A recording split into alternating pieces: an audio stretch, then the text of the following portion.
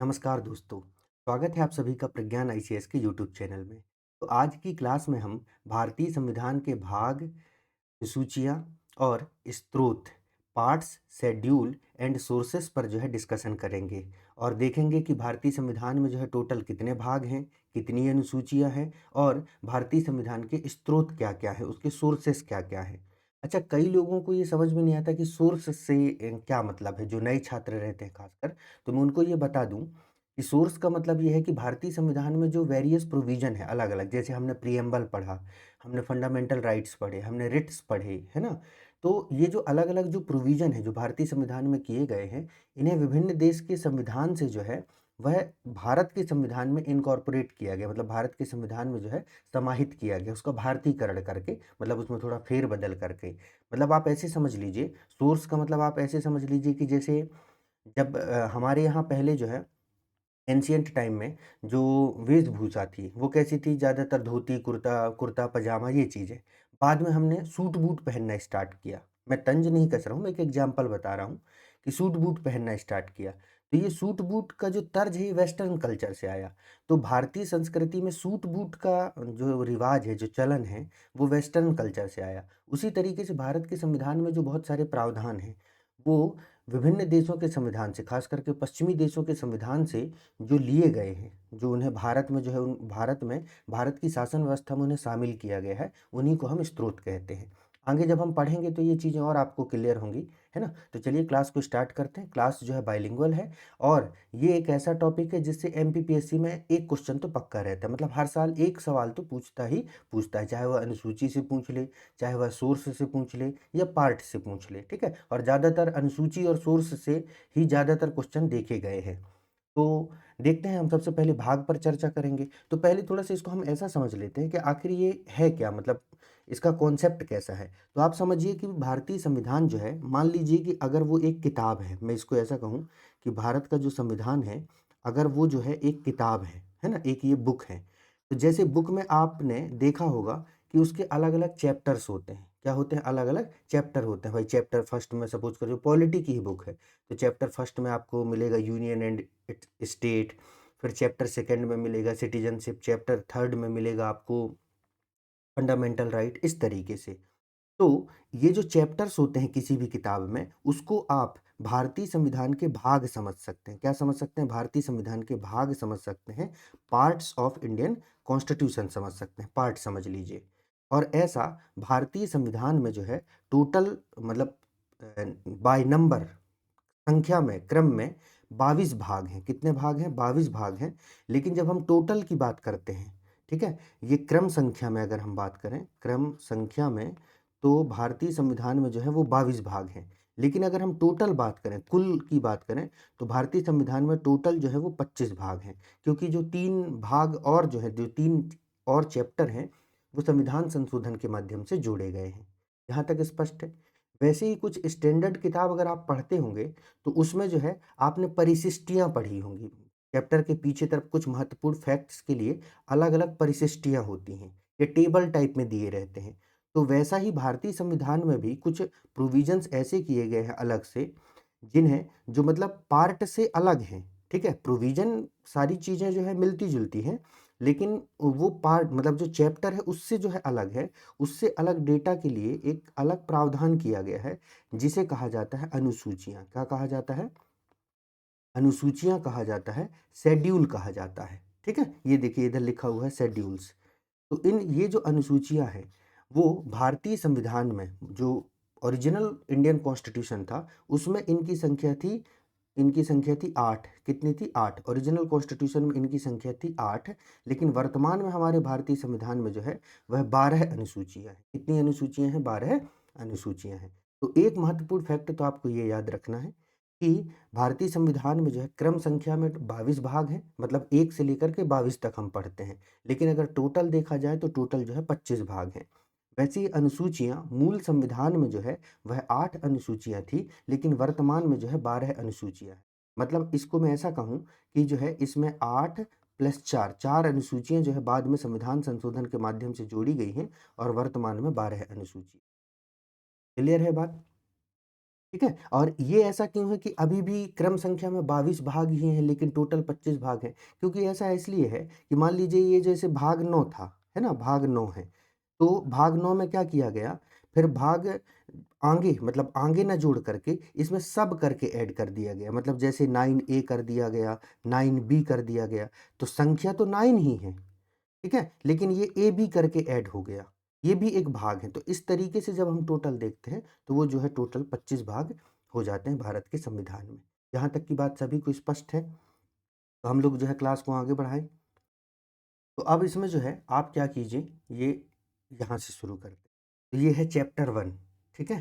तो इसमें हम सबसे पहले जो है भाग 1 देखते हैं। भाग ए में क्या प्रावधान किए गए हैं? तो भाग ए में संघ और उसका राज्य क्षेत्र के संबंध में प्रावधान किया गया। क्या प्रावधान किया गया है? संघ और उसका राज्य क्षेत्र के संदर्भ में यूनियन एंड इट्स टेरिटरी से रिलेटेड प्रोविज़न किए गए हैं। इसके लिए जो आर्टिकल डेडिकेटेड हैं वह अनुच्छेद 1 से लेकर के 4 तक हैं। कहाँ से हैं? अनुच्छेद 1 से लेकर के 4 तक के आर्टिकल्स जो है इसको प्रोवाइड किए गए हैं। बाद में मैं आपको एक छोटी-सी कहानी सुनाऊँगा, मतलब इसी भाग को याद करने के लिए हम एक छोटी-सी कहानी बनाएँगे, जिससे कुछ भाग एट लीस्ट 10-12 तक के जो भाग हैं, वो आपको मोटे-मोटे तौर पर याद हो जाएँगे, है ना? पहले एक बार हम पूरा रीड कर लें, फिर मैं वो कहानी आपको बताऊँगा, है ना? एक कहानी सुनाऊँगा आज क्लास में। फिर है भाग 2।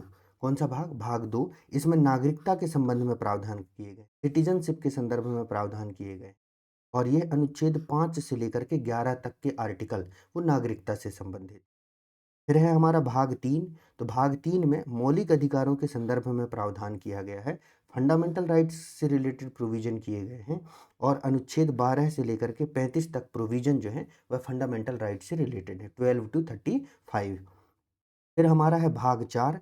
तो भाग 4 में है वह राज्य की नीति निर्देशक सिद्धांत के संबंध में प्रोविज़न है। Directive principle of state policy से रिलेटेड प्रोविज़न है और आर्टिकल से अगर हम बात करें तो आर्टिकल 36 से लेकर के 51 तक। इधर इंग्लिश में थोड़ा-सा नहीं दिख रहा होगा, लेकिन मैं बोलता जा रहा हूँ। तो क्या है भाग 4 में क्या किया गया है? राज्य के नीति निर्देशक सिद्धांत के संबंध में प्रावधान किए गए।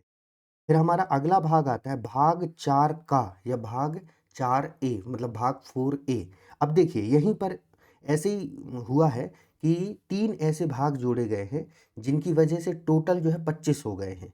तो 2 मैं पहले आपको बता चुका हूँ, 9A और 9B और एक भाग और ये है जिसको ऐड किया गया है, लेकिन इसको जो है मतलब एक तरीके से जो है वह क्या किया गया है, उपभाग के रूप में ऐड किया गया है। मतलब 4 था तो 4 ही रहने दिया है, क्रम संख्या को नहीं बदला गया है, उसको 4 का 4A कर दिया गया है। मतलब यहाँ पर क्या कर दिया गया है, 4 4A कर दिया गया है, जिससे क्रम संख्या तो अभी भी 22 है, लेकिन टोटल भाग जो है वो 25 हो गए हैं। तो भाग जो है आपका आता है 4A। तो 4A में जो है वह मौलिक कर्तव्य, फंडामेंटल ड्यूटीज से रिलेटेड प्रोविज़न किए गए हैं। किससे रिलेटेड प्रोविज़न किए गए हैं?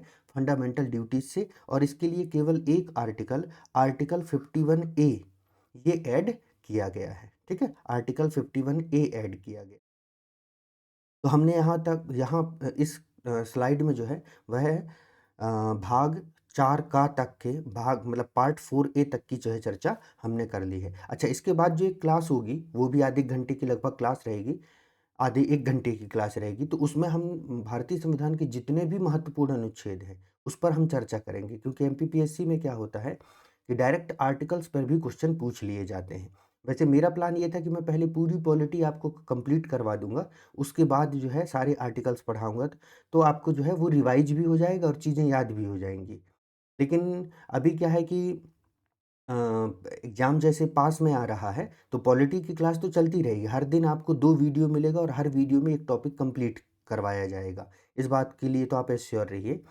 पर ये है कि मैं आर्टिकल्स भी करवा दूँगा, तो जिन्होंने पहले से पढ़ रखा है, तो उनके लिए ये हो जाएगा कि वो आर्टिकल्स भी रिवाइज़ कर लेंगे। उस वीडियो को 2-3 बार ऐसे एक बार देख लेना बढ़िया आराम से बैठ के, और फिर कभी ऐसे चलते-टहलते कुछ काम-वाम करते, उसको हेडफ़ोन लगा के जो है रिवाइज़ कर लेना, तो याद हो जाएँगी चीज़ें आपको। अब नेक्स्ट देखते हैं। तो नेक्स्ट यहाँ पर आता है आपका भाग 5। क्या है भाग 5 है ना, चैप्टर नंबर पे जो अगर हम उसको कहें तो भाग 5 है, ठीक है।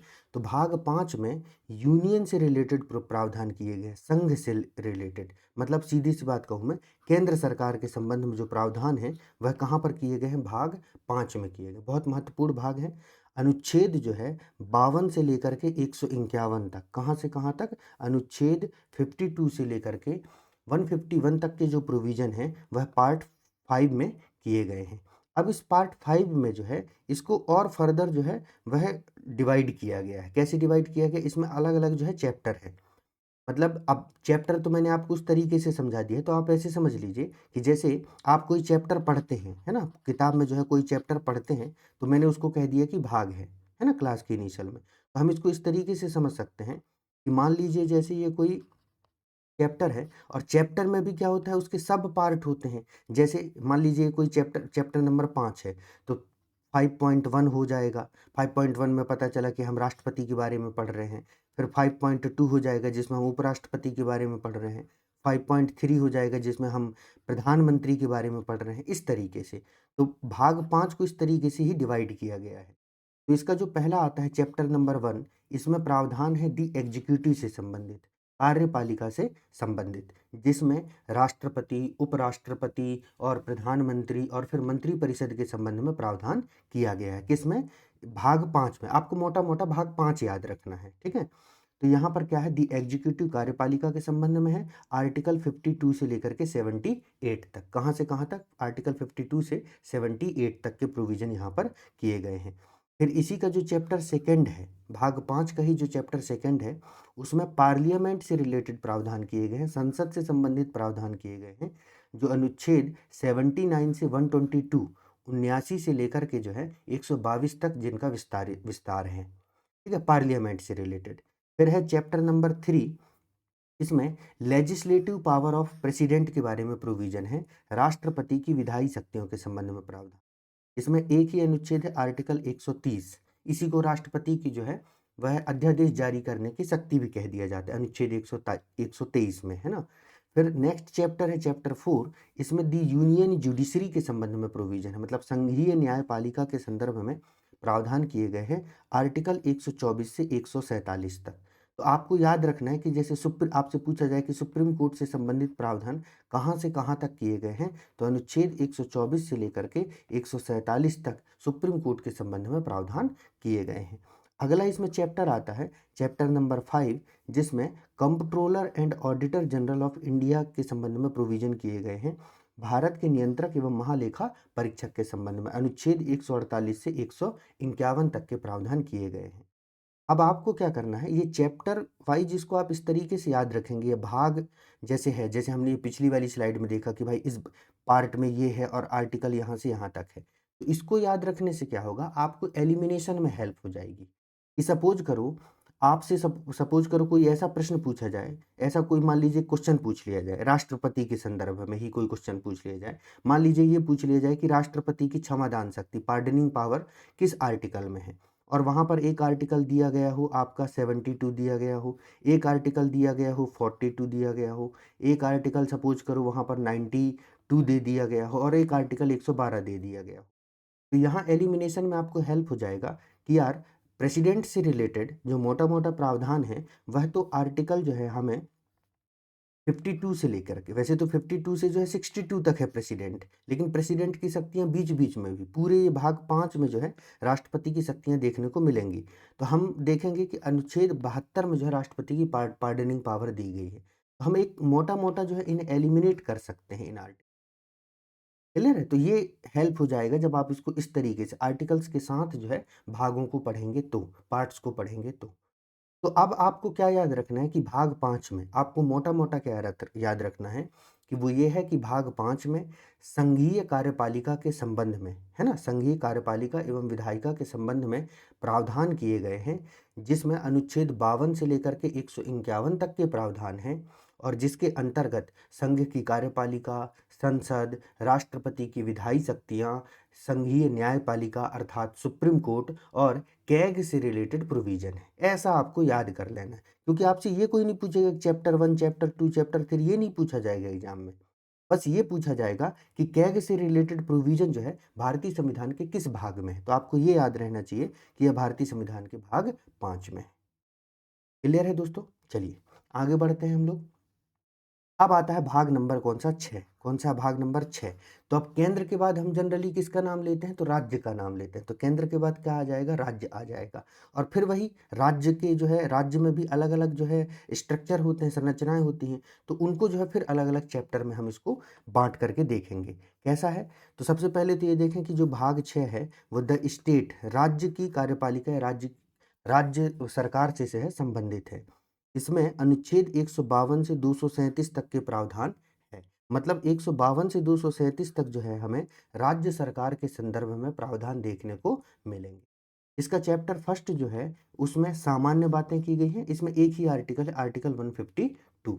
फिर आता है चैप्टर सेकंड जो द एग्जीक्यूटिव मतलब राज्य की कार्यपालिका के संबंध में प्रावधान करता है। और राज्य की कार्यपालिका में फिर वही राज्य गवर्नर होंगे, चीफ मिनिस्टर होंगे और राज्य की मंत्रिपरिषद मतलब स्टेट काउंसिल ऑफ मिनिस्टर के संबंध में प्रावधान होंगे। तो इनके संबंध में आर्टिकल 153 से लेकर के 167 तक के प्रोविजन मिलेंगे हमें।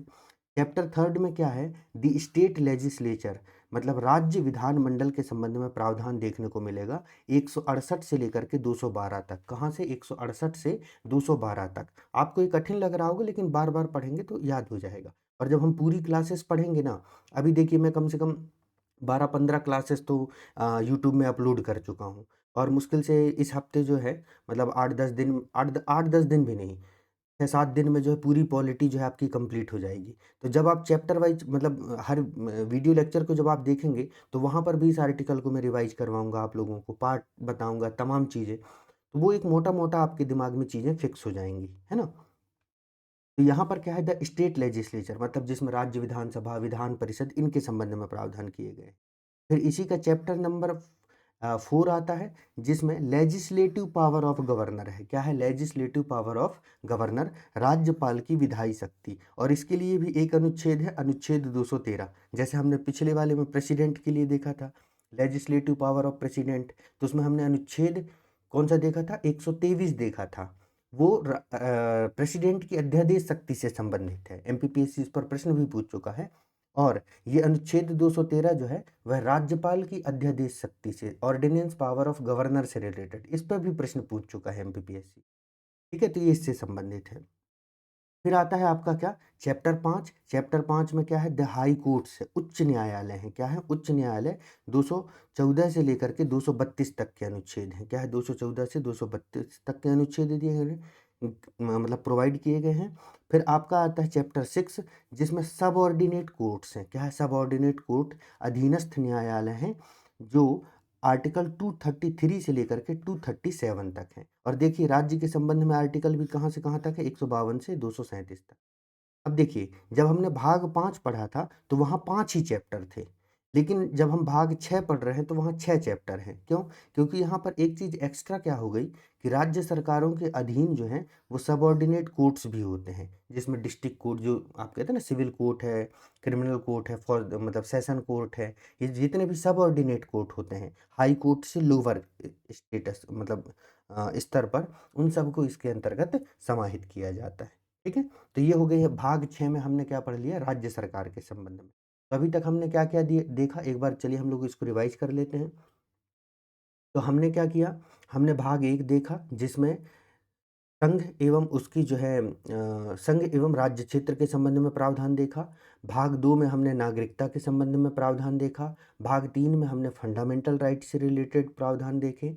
फिर भाग 4 में हमने डीपीएसपी से रिलेटेड राज्य की नीति निर्देशक तत्वों से। भाग 5 में हमने संघीय कार्यपालिका विधायिका मतलब संघ सरकार के संबंध में। भाग 6 में हमने राज्य सरकार के संबंध में प्रोविज़न देखा। अब आता है भाग 7।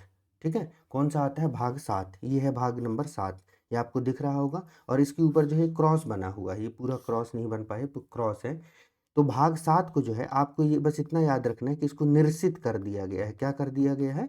निरसित कर दिया गया है। आप मेरी संविधान संशोधन वाली वीडियो देखेंगे तो वहाँ पर मैंने एक्सप्लेन किया है कि इसको क्यों रिपील्ड कर दिया गया है, क्यों इसको जो है निरसित कर दिया गया है। और कब निर्सित किया गया है? 17th अमेंडमेंट एक्ट 1956 के थ्रू जो है 7वें संशोधन के द्वारा 1956 में इसे निर्सित कर दिया गया है। एक्चुअली क्या था कि इसमें ABCD 4 श्रेणियों के राज्य का वर्णन था।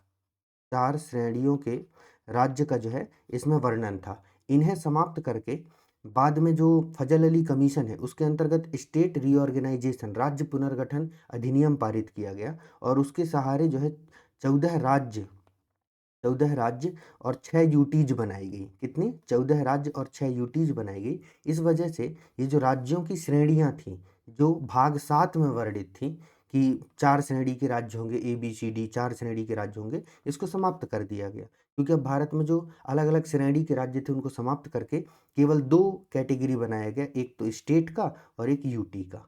ठीक है, इसलिए भाग 7 जो है निर्सित है। तो भाग 7 से संबंधित क्वेश्चन नहीं भी पूछता है एग्जाम में। अब आता है अगला भाग। अगला भाग कौन सा है भाई? तो अगला भाग है हमारा, वह है भाग 8। कौन सा है? भाग नंबर 8। ठीक है, तो भाग 8 में अगला क्या आता है? यूनियन टेरिटरी आते हैं। क्या आते हैं? यूनियन टेरिटरी, केंद्र शासित प्रदेश आते हैं। और इसके लिए आर्टिकल 239 से 242 तक के जो प्रोविजन है वो किए गए हैं। तो देखिए, सबसे पहले हमने देखा संघ सरकार, केंद्र बड़ा है, फिर उसके बाद राज्य सरकार, राज्य, और फिर राज्य के बाद में यूटी ही आते। पर 7वें नंबर में हमने ये देखा कि 7वें को रिपील्ड कर दिया गया है, समाप्त कर दिया गया है। तो 8वें नंबर पर हम आ गए। तो 8वें नंबर पर है यूटी, यूनियन टेरिटरीज है। क्लियर है? तो भाग 8 में जो है वह यूनियन टेरिटरीज से रिलेटेड प्रोविजन किए गए हैं। और फिर उसके बाद में आता है भाग 9। कौन सा भाग आता है? भाग 9, जिसके बारे में अभी हमने एक डिटेल क्लास भी ली है और ये बहुत इंपॉर्टेंट टॉपिक भी है MP के लिए। तो भाग 9 में हमने देखा कि पंचायतों के संबंध में प्रावधान किए गए। इनके संबंध में? पंचायतों के संबंध में प्रावधान किए गए हैं आर्टिकल 243 से लेकर के आर्टिकल 243 ओ तक। ये 2430 नहीं है, ये ओ है। ये थोड़ा सा लैटिन अक्षर में, मतलब वो वाले नहीं होते जो फॉन्ट होता है उसमें लिखा गया है ये। तो आर्टिकल 243 से लेकर के आर्टिकल 243 ओ तक के जो प्रोविजन हैं वह पंचायतों के संदर्भ में किए गए हैं, पंचायत से रिलेटेड किए गए हैं। और इस भाग को भारतीय संविधान में किस संशोधन के माध्यम से जोड़ा गया है, ये आप मुझे कमेंट सेक्शन में बताएंगे। ये तीनों भाग, क्योंकि ये तीनों भाग संविधान संशोधन के माध्यम से ऐड किए गए हैं। भाग 9 का 9A और भाग 9B, ये तीनों चीज़ें मैं आपको पढ़ा चुका हूँ संविधान संशोधन में भी और अलग से चैप्टर में भी। तो फिर हाँ, तो आपको बताना है कमेंट सेक्शन में कि कौन से संविधान संशोधन के द्वारा इन भागों को जोड़ा गया है। तो अब आता है क्या? भाग 9A। तो भाग 9A में क्या है? म्युनिसिपैलिटीज। क्या है? म्युनिसिपैलिटीज, नगर पालिकाओं के संदर्भ में प्रावधान किए गए हैं। आर्टिकल 243P से लेकर के 243ZG तक। कहाँ तक? 243P से 243ZG तक के जो प्रोविजन है वो यहाँ पर किए गए हैं। नेक्स्ट पार्ट आता है हमारा 9B। क्या है? 9B, नौखा। ठीक है, इसमें कोऑपरेटिव सोसाइटीज से रिलेटेड प्रोविजन किए गए हैं। सहकारी समितियों से संबंधित जो है प्रावधान किए गए हैं आर्टिकल 243ZH से लेकर के ZT तक। तो आपको ये याद रखना है कि सहकारी समितियों के संबंध में जो प्रावधान है वह भारतीय संविधान के किस भाग में किए गए हैं? तो वह भारतीय संविधान के भाग 9 में किए गए हैं। कहाँ पर किए गए हैं? भारतीय संविधान के भाग 9 में। यहाँ तक की बात सभी को स्पष्ट हो गई होगी। इसके बाद में अगला भाग आता है और कमेंट करना है, सबको कमेंट करना है। इससे आपका क्या है? रिवीजन भी होता है, मतलब आप दिमाग में थोड़ा सा जोर डालते हैं, चीज़ों को रिकॉल करने की कोशिश करते हैं। इसलिए कमेंट वगैरह करते रहा कीजिए, जो भी आपको जानकारी रहा करे उसको कमेंट करते रहा कीजिए। तो इसी बहाने आपको जो है चीज़ें वह आपकी रिकॉल होती हैं, रिवाइज होती हैं। फिर आता है आपका क्या? Part number 10। कौन सा है? पार्ट 10, मतलब भाग 10 है ना। तो भाग 10 में क्या प्रावधान किए गए हैं? भाग 10 में the scheduled and tribal areas, ठीक है, अनुसूचित एवं जनजातीय क्षेत्र के संबंध में जो प्रावधान है वो भाग 10 में किए गए हैं। और अनुच्छेद 244 से लेकर के 244A तक के प्रोविजन जो है वह जनजातीय क्षेत्रों से संबंधित है, अनुसूचित एवं जनजातीय क्षेत्र। क्योंकि भारत में जो है जो काफ़ी सारा जो एरिया, अब देखिए जैसे हमारे मध्य प्रदेश में भी है। मध्य प्रदेश जो है भारत का सबसे बड़ा ट्राइबल स्टेट है। राजस्थान में, और मतलब ऑलमोस्ट जो है कुछ स्टेट को छोड़ दिया जाए बाकी सभी जगह ट्राइब्स हैं। तो उनके लिए जो प्रोविजंस किए गए हैं वो भाग 10 में किए गए हैं। कहाँ पर किए गए हैं? भाग 10 में किए गए। ठीक है, यहाँ तक की बात सभी को स्पष्ट हो गई होगी। अब फिर आता है क्या? अगला भाग। कौन सा है भैया अगला भाग? तो हमारा अगला जो भाग है वो है क्या? भाग 11। क्या है? भाग 11। तो भाग 11 में जो है, पार्ट 11 में जो है वह relations between union and state से रिलेटेड प्रोविजन किए गए हैं। संघ और राज्यों के बीच में संबंध से संबंधित प्रावधान किए गए हैं और अनुच्छेद 245 से 263 तक के प्रोविजन यहाँ पर किए गए हैं। और ये जो संबंध है, मतलब भाग 11 में जो संबंध है वो लेजिस्लेटिव संबंध है और एडमिनिस्ट्रेटिव संबंध है। क्या है? लेजिस्लेटिव और एडमिनिस्ट्रेटिव। ठीक है। और इसके बाद में आता है भाग 12। तो भाग 12 में जो है वह finance, property, contract and suit से रिलेटेड प्रावधान किए गए हैं केंद्र और राज्य के बीच में, वित्त, संपत्ति, अनुबंध एवं मुकदमे। और यहाँ पर आर्टिकल 264 से लेकर के 300 ए तक के प्रावधान किए गए हैं। क्लियर है बात? और इसी के साथ जो है एक भाग और है, भाग 13। तो भाग 13 में जो है trade, commerce and intercourse with in the India, Bharat के राज्य क्षेत्र के भीतर व्यापार, वाणिज्य और समागम के संबंध में प्रावधान किए गए हैं, अनुच्छेद 301 से लेकर के 307 तक। अब ये तीनों भाग मैं आपको एक साथ क्यों पढ़ा दिया हूँ? क्योंकि जब हम केंद्र राज्य संबंध पर पढ़ते हैं, सेंटर स्टेट रिलेशन पढ़ते हैं, तो वहाँ पर इन तीनों भागों को देखते हैं, क्योंकि ये तीनों भाग जो हैं संबंधित हैं हमारे केंद्र राज्य संबंधों से। किन से संबंधित है? केंद्र राज्य संबंधों से जो है ये संबंधित हैं, सेंटर स्टेट रिलेशन से रिलेटेड हैं। तो सेंटर स्टेट रिलेशन से रिलेटेड में कौन कौन से भाग आते हैं? आपका भाग 11 है, 11, 12 और 13। ठीक है।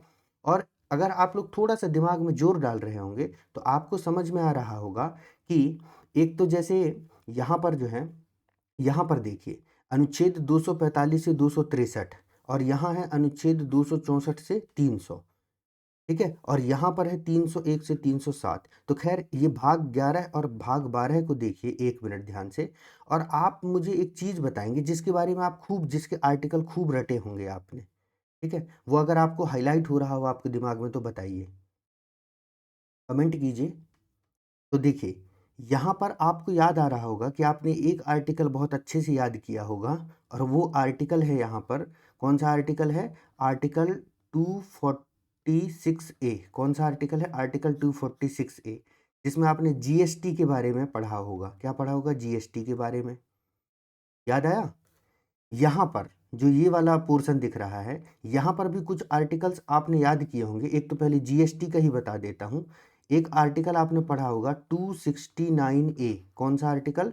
269 ए। इसमें जो है आईजीएसटी के बारे में प्रावधान किया गया। आईजीएसटी जो अंतर्राज्यीय व्यापार होते हैं उसके संबंध में। ठीक है। और यहीं पर एक आर्टिकल और आपने याद किया होगा, आर्टिकल 279 ए। आर्टिकल 279 ए एमपीपीएससी का पीवाईक्यू है, जिसमें जीएसटी काउंसिल से रिलेटेड प्रावधान किए गए। जीएसटी काउंसिल, तो देखो मैंने बताया ना कि ये केंद्र राज्य से संबंधित है। किससे संबंधित है? केंद्र राज्यों से संबंधित है। इसीलिए ये जो केंद्र और राज्य के संबंध में जो भी प्रावधान है, पैसे, दाम का लेन देन, करों का ट्रांसफर, तमाम चीज़ें जो हैं उससे रिलेटेड प्रोविजन यहीं पर किए गए हैं। और यहीं पर एक अनुच्छेद अभी पिछली क्लास में ही मैंने आपको पढ़ाया है, अनुच्छेद 280 वित्त आयोग के संबंध में, जो केंद्र और राज्यों के बीच में पैसे का बंटवारा तय करता है। इसके साथ ही एक अनुच्छेद और भी है, एक अनुच्छेद नहीं, दो अनुच्छेद हम और भी याद करते हैं। याद कर लीजिए, अनुच्छेद जो है 266 भारत की संचित निधि, और इसका एक क्लॉज और है, और अनुच्छेद 267 जिसमें जो है भारत की आकस्मिकता निधि के संबंध में प्रावधान किए गए हैं। 266, 267। तो मतलब ये सारी चीज़ें जो है वह केंद्र राज्य संबंध से संबंधित है। मैं ये आपको समझाना चाह रहा हूँ। ठीक है। तो भाग 11, 12 और 13 आप इस तरीके से आप लोग याद कर लेंगे। उसमें से भाग 11 है तो आपको याद होना चाहिए, जो कि relation between union and state की बात करता है, और खास करके लेजिस्लेटिव रिलेशन और एडमिनिस्ट्रेटिव रिलेशन, क्योंकि एमपीपीएससी के मेंस में इससे बहुत क्वेश्चन पूछे जाते हैं, और इसको हम अच्छे से डिटेल में पढ़ते भी हैं। फिर इस तरफ देखिएगा, हम लोग कहाँ तक पहुँच गई? हमारी गाड़ी यहाँ से चली थी, ये सांप सीढ़ी यहाँ पहुँच गई, फिर हमने ये देख लिया। अब हम लोग इधर आ जाते हैं ना, कौन सा नंबर का आ गया हमारा? भाग आ गया 14। कौन सा? भाग 14 है। अब भाग 14 जो है बहुत इंपॉर्टेंट है, क्योंकि जिस एग्ज़ाम के लिए आप लोग प्रिपरेशन कर रहे हैं वो इसी भाग के एग्ज़ाम इसी भाग के द्वारा जो कंडक्ट करवाया जाता है उसी एग्ज़ाम के लिए कर रहे हैं। तो भाग 14 में service under union and state से रिलेटेड प्रोविज़न है। संघ और राज्यों के अधीन सेवाओं के संबंध में जो है प्रावधान किए गए हैं किसमें? भाग 14 में।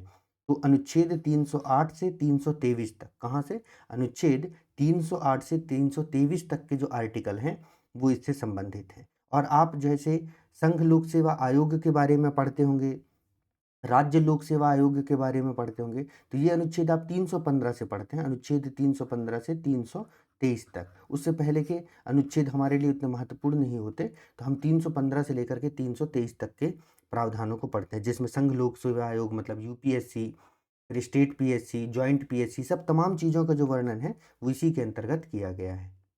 क्लियर है बात? चलो, अब इसके बाद में आ जाता है एक भाग और है यहाँ पर, और वो भाग है आपका क्या? भाग 14A है। क्या है? भाग 14A।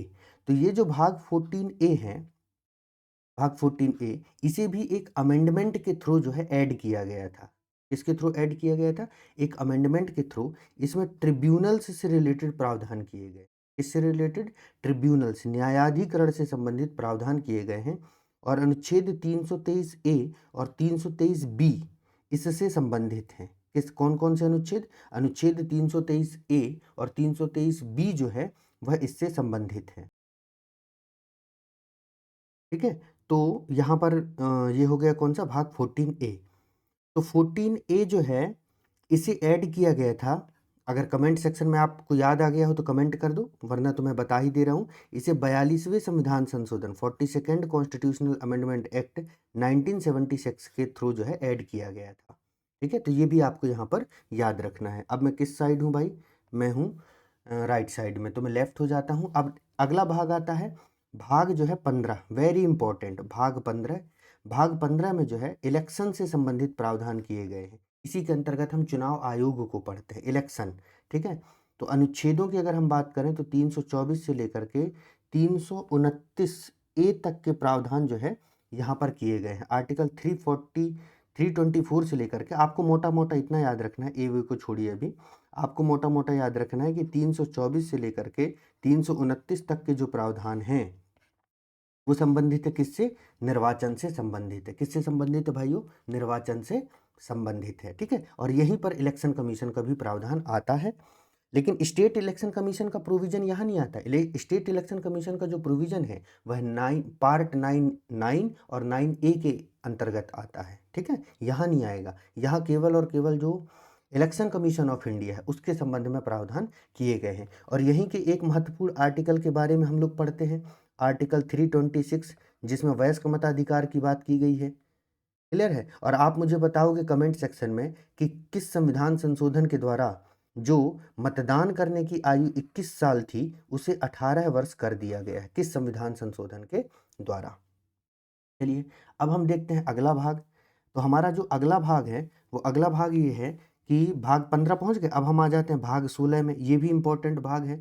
तो जो भाग 16 है उसमें special provision for certain classes, special provision for certain classes से रिलेटेड प्रोविजन किए गए हैं। कुछ वर्गों के संबंध में विशेष प्रावधान किए गए हैं, अनुच्छेद 330 से लेकर के 342 तक। ये भाग भी हमारे लिए बहुत महत्वपूर्ण है, क्योंकि इस भाग के अधिकांश आर्टिकल्स के बारे में जो है हम पढ़ते हैं। एक आर्टिकल आप लोग याद कर लो, इसी भाग से संबंधित बता रहा हूँ। एक आर्टिकल याद कर लो, हम लोग अनुच्छेद 330 पढ़ते हैं, जिसमें लोकसभा में जो है SC ST का रिजर्वेशन से रिलेटेड है। फिर अनुच्छेद 332 याद कर लो, जिसमें राज्य विधानसभाओं में SC ST से ST SC के रिजर्वेशन से संबंधित है। अनुच्छेद 338 याद कर लीजिए, फिर 338A और B याद कर लीजिए। 338 SC commission, 338A ST commission, 338B OBC commission से रिलेटेड प्रोविजन किए गए हैं। क्लियर है बात? तो ये कुछ महत्वपूर्ण आर्टिकल हम इसी भाग से पढ़ते हैं, इसी प्रोविजन से, क्योंकि इसमें किया ही गया है ना, special provision for certain classes. Certain classes कौन? जो समाज के पिछड़े वर्ग हैं, उनके संबंध में कुछ विशेष प्रावधान उपबंध किए गए हैं। तो भाग 16 तक की कहानी यहाँ पर हो गई। अब हम पढ़ते हैं, आगे बढ़ते हैं, और वो देखते हैं कौन सा भाग है आपका जो है भाग भाग 17। ठीक है? भाग क्या है? एक मिनट रुकिएगा दोस्तों। हाँ, भाग 16, ठीक है, 15, 16। ओके, ओके, ठीक है, यहाँ पर इस तरीके से है। तो ये भाग 17 है। तो भाग 17 में प्रावधान किया गया है राजभाषा के संबंध में। किसके? राजभाषा के संबंध में, ऑफिशियल लैंग्वेज से रिलेटेड। किससे रिलेटेड प्रोविजन किया गया है? ऑफिशियल लैंग्वेज से रिलेटेड प्रोविजन किया गया है। आर्टिकल 343 से लेकर के 351 तक। अब अगर किसी को याद हो तो मुझे अनुच्छेद 350 और 351 के बारे में कमेंट सेक्शन में बताएं कि क्या प्रोविजन किए गए हैं, क्योंकि ये इंपॉर्टेंट आर्टिकल है। फिर अगला जो भाग आता है और स्टार लगा हुआ है, मतलब वेरी मच इम्पॉर्टेंट है। और कौन सा भाग है? भाग 18। Very much important. तो भाग 18 में क्या है? पार्ट 18 में जो है वह इमरजेंसी प्रोविजन है। क्या है? Emergency provision. आपातकालीन प्रावधान के संबंध में प्रावधान किए गए हैं। अनुच्छेद 352 से लेकर के 360 तक के जो आर्टिकल्स हैं वो इसे जो है वो डेडिकेटेड किए गए हैं। कहाँ से कहाँ तक? अनुच्छेद 352 से लेकर के 360 तक के आर्टिकल। फर्स्ट है। तो अनुच्छेद 352 में हम लोग नेशनल इमरजेंसी देखते हैं। फिर अनुच्छेद 356 के बारे में हम लोग पढ़ते हैं। फिर अनुच्छेद 360 के बारे में पढ़ते हैं। इसके तो वैसे ऑन एवरेज जो है हम सारे आर्टिकल्स जो है हमको पढ़ते पढ़ते याद हो जाते हैं। तो अगर जितने आर्टिकल्स आपको याद है, सब लोग जो है कमेंट सेक्शन में कमेंट करना। जितने भी आर्टिकल्स आपको याद हैं उन सब के बारे में जो आप कमेंट सेक्शन में कमेंट कीजिएगा, ठीक है। अगला भाग देख लेते हैं। अगला भाग है हमारा भाग 19। कौन सा भाग है? भाग 19। इसमें विविध है, मिसलेनियस है। क्या है? विविध है, मिसलेनियस। आर्टिकल 361 से लेकर के 367 तक। नहीं भी याद रहेगा तो चल जाएगा। लेकिन जो अगला भाग है, भाग 20, ठीक है ना, पार्ट 20, ये इंपॉर्टेंट है। इसमें क्योंकि amendment of constitution, amendment of the Indian constitution, संविधान संशोधन के संबंध में प्रावधान किए गए हैं। आर्टिकल 368। तो संविधान संशोधन वाली वीडियो में मैंने आपको आर्टिकल 368 बढ़िया डिटेल से समझाया है कि कैसे संविधान में संशोधन किया जाता है। सिंपल मेजॉरिटी क्या होती है, स्पेशल मेजॉरिटी क्या होती है, मतलब साधारण बहुमत, विशेष बहुमत। आप लोग पढ़ते हैं कई बार कि जैसे राष्ट्रपति को हटाने के लिए विशेष बहुमत की आवश्यकता होती है। तो उन सबको जो है बहुत अच्छे से समझाया है। मतलब आप लोगों को अगर समय हो तो उस वीडियो को ज़रूर देखना, और अगर नहीं है तो भी देखना पड़ेगा। थोड़ा फॉरवर्ड करके स्पीड में उसको ज़रूर देख लेना, क्योंकि संविधान संशोधन से भी एक प्रश्न तो अपन मान के चलते हैं कि पूछेगा ही पूछेगा, ठीक है। और उसके बाद मैं क्या करने वाला हूँ, लूसेंट का जो है ना, जितना भी लूसेंट में फैक्ट है, पॉलिटी, हिस्ट्री, जितना पॉसिबल हो सके सबकी जो है मैं मैराथन क्लास लेके आऊँगा। 3-3 4-4 घंटे में जो है हम उनका जो है मैराथन करके उसको कंप्लीट करेंगे, मतलब सारी चीज़ों को जो है रिवाइज करेंगे अप्रैल में। तो ये हो गया क्या? भाग 20। अच्छा, भाग 18 को आप लोग कैसे याद रखेंगे कि भाग 18 में इमरजेंसी प्रावधान है, क्योंकि कंफ्यूज हो जाता है भाग 18 और 20 में, दिमाग कंफ्यूज हो जाता है। तो भाग 18 को ऐसे याद रख लेना कि जैसे कहा जाता है ना कि जो 18 की उम्र होती है, 18 साल की जो उम्र होती है, बहुत क्रिटिकल एज होती है ना? वो इमरजेंसी वाली सिचुएशन होती है। कैसे? कि मान लीजिए अगर हमें अच्छी संगति मिल गई, अच्छा गाइडेंस मिल गया तो हमारा जीवन चमक जाएगा। लेकिन उसी समय बुरी संगति पड़ गई तो फिर आपको पता है कि क्या हालत होती है जीवन की। तो ये 18 का एज, और ये एज ऐसा होता है जब किसी का सुनने का भी मन नहीं करता, केवल दोस्त अच्छे लगते हैं। 18 के एज में, मतलब बच्चों के साथ क्या होता है कि जब जैसे ही बच्चे बड़े होते जाते हैं, और ख़ास करके अब के समय में तो 12-13 साल के बाद से, पहले के समय में 16-17 साल के बाद से ऐसा होता था। तो अब के समय में 13-14 साल के जहाँ बच्चे हुए तो वो अपने पेरेंट्स की सुनना बंद कर देते हैं। अब उनको जो है पेरेंट्स की सारी बातें ऐसी लगती है कि ये मुझे बाँधने की कोशिश कर रहे हैं। मतलब उनको समझ में नहीं आता कि ये हमारी भलाई के लिए बात कर रहे हैं, लेकिन हमको लगता है कि ये हमको जो है ना अपनी, मतलब बाँधना चाहते हैं, मतलब हमें अपने, हमारे ऊपर अपनी चीज़ें थोपना चाहते हैं। तो वो लोग क्या है, थोड़े-से विद्रोही स्वभाव के होते हैं, उनको दोस्तों की बातें अच्छी लगती हैं, जो दोस्त जो चीज़ें कहते हैं। तो ये 18 की उम्र को जो है थोड़ा क्रिटिकल एज माना जाता है। इस उम्र में अगर बच्चे सँभल गए, तो आप समझिए कि उनका जीवन धन्य हो जाएगा। और अगर नहीं सँभले, तो फिर उसके बाद के कॉन्सिक्वेंसेस भी आपको सबको मालूम ही हैं। चलिए, तो ये हो गया क्या? भाग 18। और भाग 20 भी हम लोगों ने डिस्कस कर लिया। अब हम लोग भाग 20 तक पहुँच गए, बस 2 भाग और बचे हुए हैं, फिर भाग भी कंप्लीट हो जाएगा। उसके बाद में जो अगला भाग है हमारा, वो है भाग क्या? 21 है। कौन-सा नंबर का भाग है? भाग नंबर जो है 21। तो पार्ट 21 में जो है प्रावधान किए गए हैं temporary, transitional and special provision, अस्थायी, संक्रमणकालीन और विशेष प्रावधान। ठीक है। ये प्रावधान किए गए हैं आर्टिकल 369 से लेकर के 392 तक।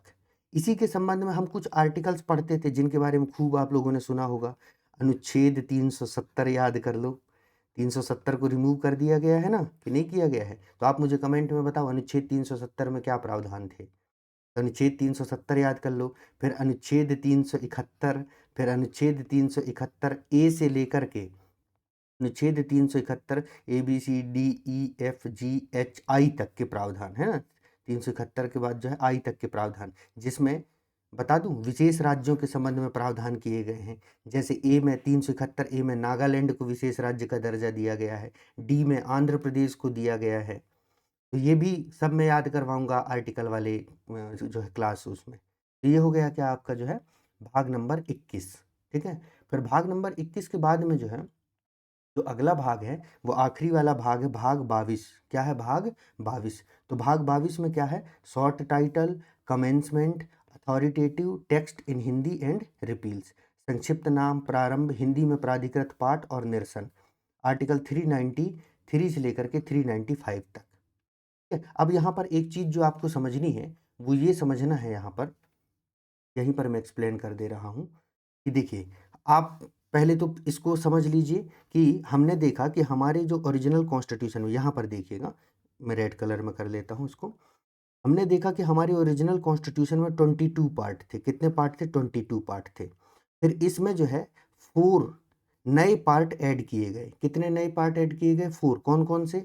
4A, 9A, 9B और 14A, ये 4 पार्ट ऐड किए गए। तो ऐसे तो हमारे उसमें क्या हो जाना चाहिए? 26 पार्ट हो जाना चाहिए, लेकिन एक घटा भी तो ना, पार्ट 7 को समाप्त कर दिया गया, इसलिए अभी हमारे यहाँ पर 25 भाग ही हैं। टोटल कितने भाग हैं? 25 भाग हैं। उसी तरीके से आर्टिकल्स जब मैं आपको पढ़ाऊंगा तो हम अभी यहाँ पर देख रहे हैं, मतलब ये आपको विजिबल होगा। हाँ, ये विजिबल होगा 395। तो ओरिजिनल कॉन्स्टिट्यूशन में 395 आर्टिकल्स थे। कितने आर्टिकल्स थे? 395 आर्टिकल थे। लेकिन वर्तमान में 450 से भी अधिक आर्टिकल है, 450 प्लस आर्टिकल हो चुके हैं। तो अभी भी क्रम संख्या में तो 395 आर्टिकल ही है, मतलब 1 2 3 4 5 ऐसे गिनेंगे आप तो 395 ही है। लेकिन जब आप टोटल देखेंगे तो 450 से भी ज़्यादा है, क्योंकि उसको भी ऐसे ही किया गया। देखिए, जैसे जीएसटी के संबंध में प्रावधान किए गए तो आर्टिकल 246 ए ऐड कर दिया गया। ओबीसी आयोग के संबंध में प्रावधान किए गए तो आर्टिकल 338 बी ऐड कर दिया गया। तो मतलब ABCD करके जो ऐड कर दिए है ना, इस वजह से क्रम संख्या वही है, मतलब सीरीज वही है, लेकिन बस टोटल नंबर जो है वो चेंज हो गया है। आई होप कि ये बात जो है आपको समझ में आ गई होगी। ठीक है, चलिए आगे बढ़ते हैं अब हम लोग। तो ये सारे पार्ट के कहानी जो है कंप्लीट हो गई। अब मैं आपको बोला था कि मैं आपको एक कहानी सुनाऊंगा जिससे आप जो है इसको याद रख सके। कृपया करके जो है आप लोग इसको जो है मतलब मेरा मजाक मत उड़ाइएगा, मैंने याद किया था तो वही मैं आपको बता देता हूँ कि किस तरीके से मैंने 10 तक के भाग याद किए थे। देखिए, भाग 1 है। मान लीजिए, सपोज कर लीजिए कि आप अपने किसी मित्र को जो है अपना गाँव लेके गए, इसको ऐसा मान लीजिए। तो जब आप उसे गाँव लेके जाएँगे तो सबसे पहले तो आप उसको अपना गाँव दिखाते हैं कि देखो ये हमारा गाँव है, ये हमारे खेत हैं, ये हमारा घर है। मतलब सबसे पहले आप उसको जो है अपना जो जगह ज़मीन दिखाते हैं कि भाई हम यहाँ रहते हैं। तो वैसे ही भारत कहाँ लाया करता है, भारत के कौन से राज्य हैं, क्षेत्र हैं, कौन-कौन सा पार्ट भारत का है, संघ और उसका राज्य क्षेत्र। मतलब इसमें भारत का पूरे नक्शे के अंतर्गत जितने राज्य हैं, यूटी हैं, इन सब के बारे में, ठीक है?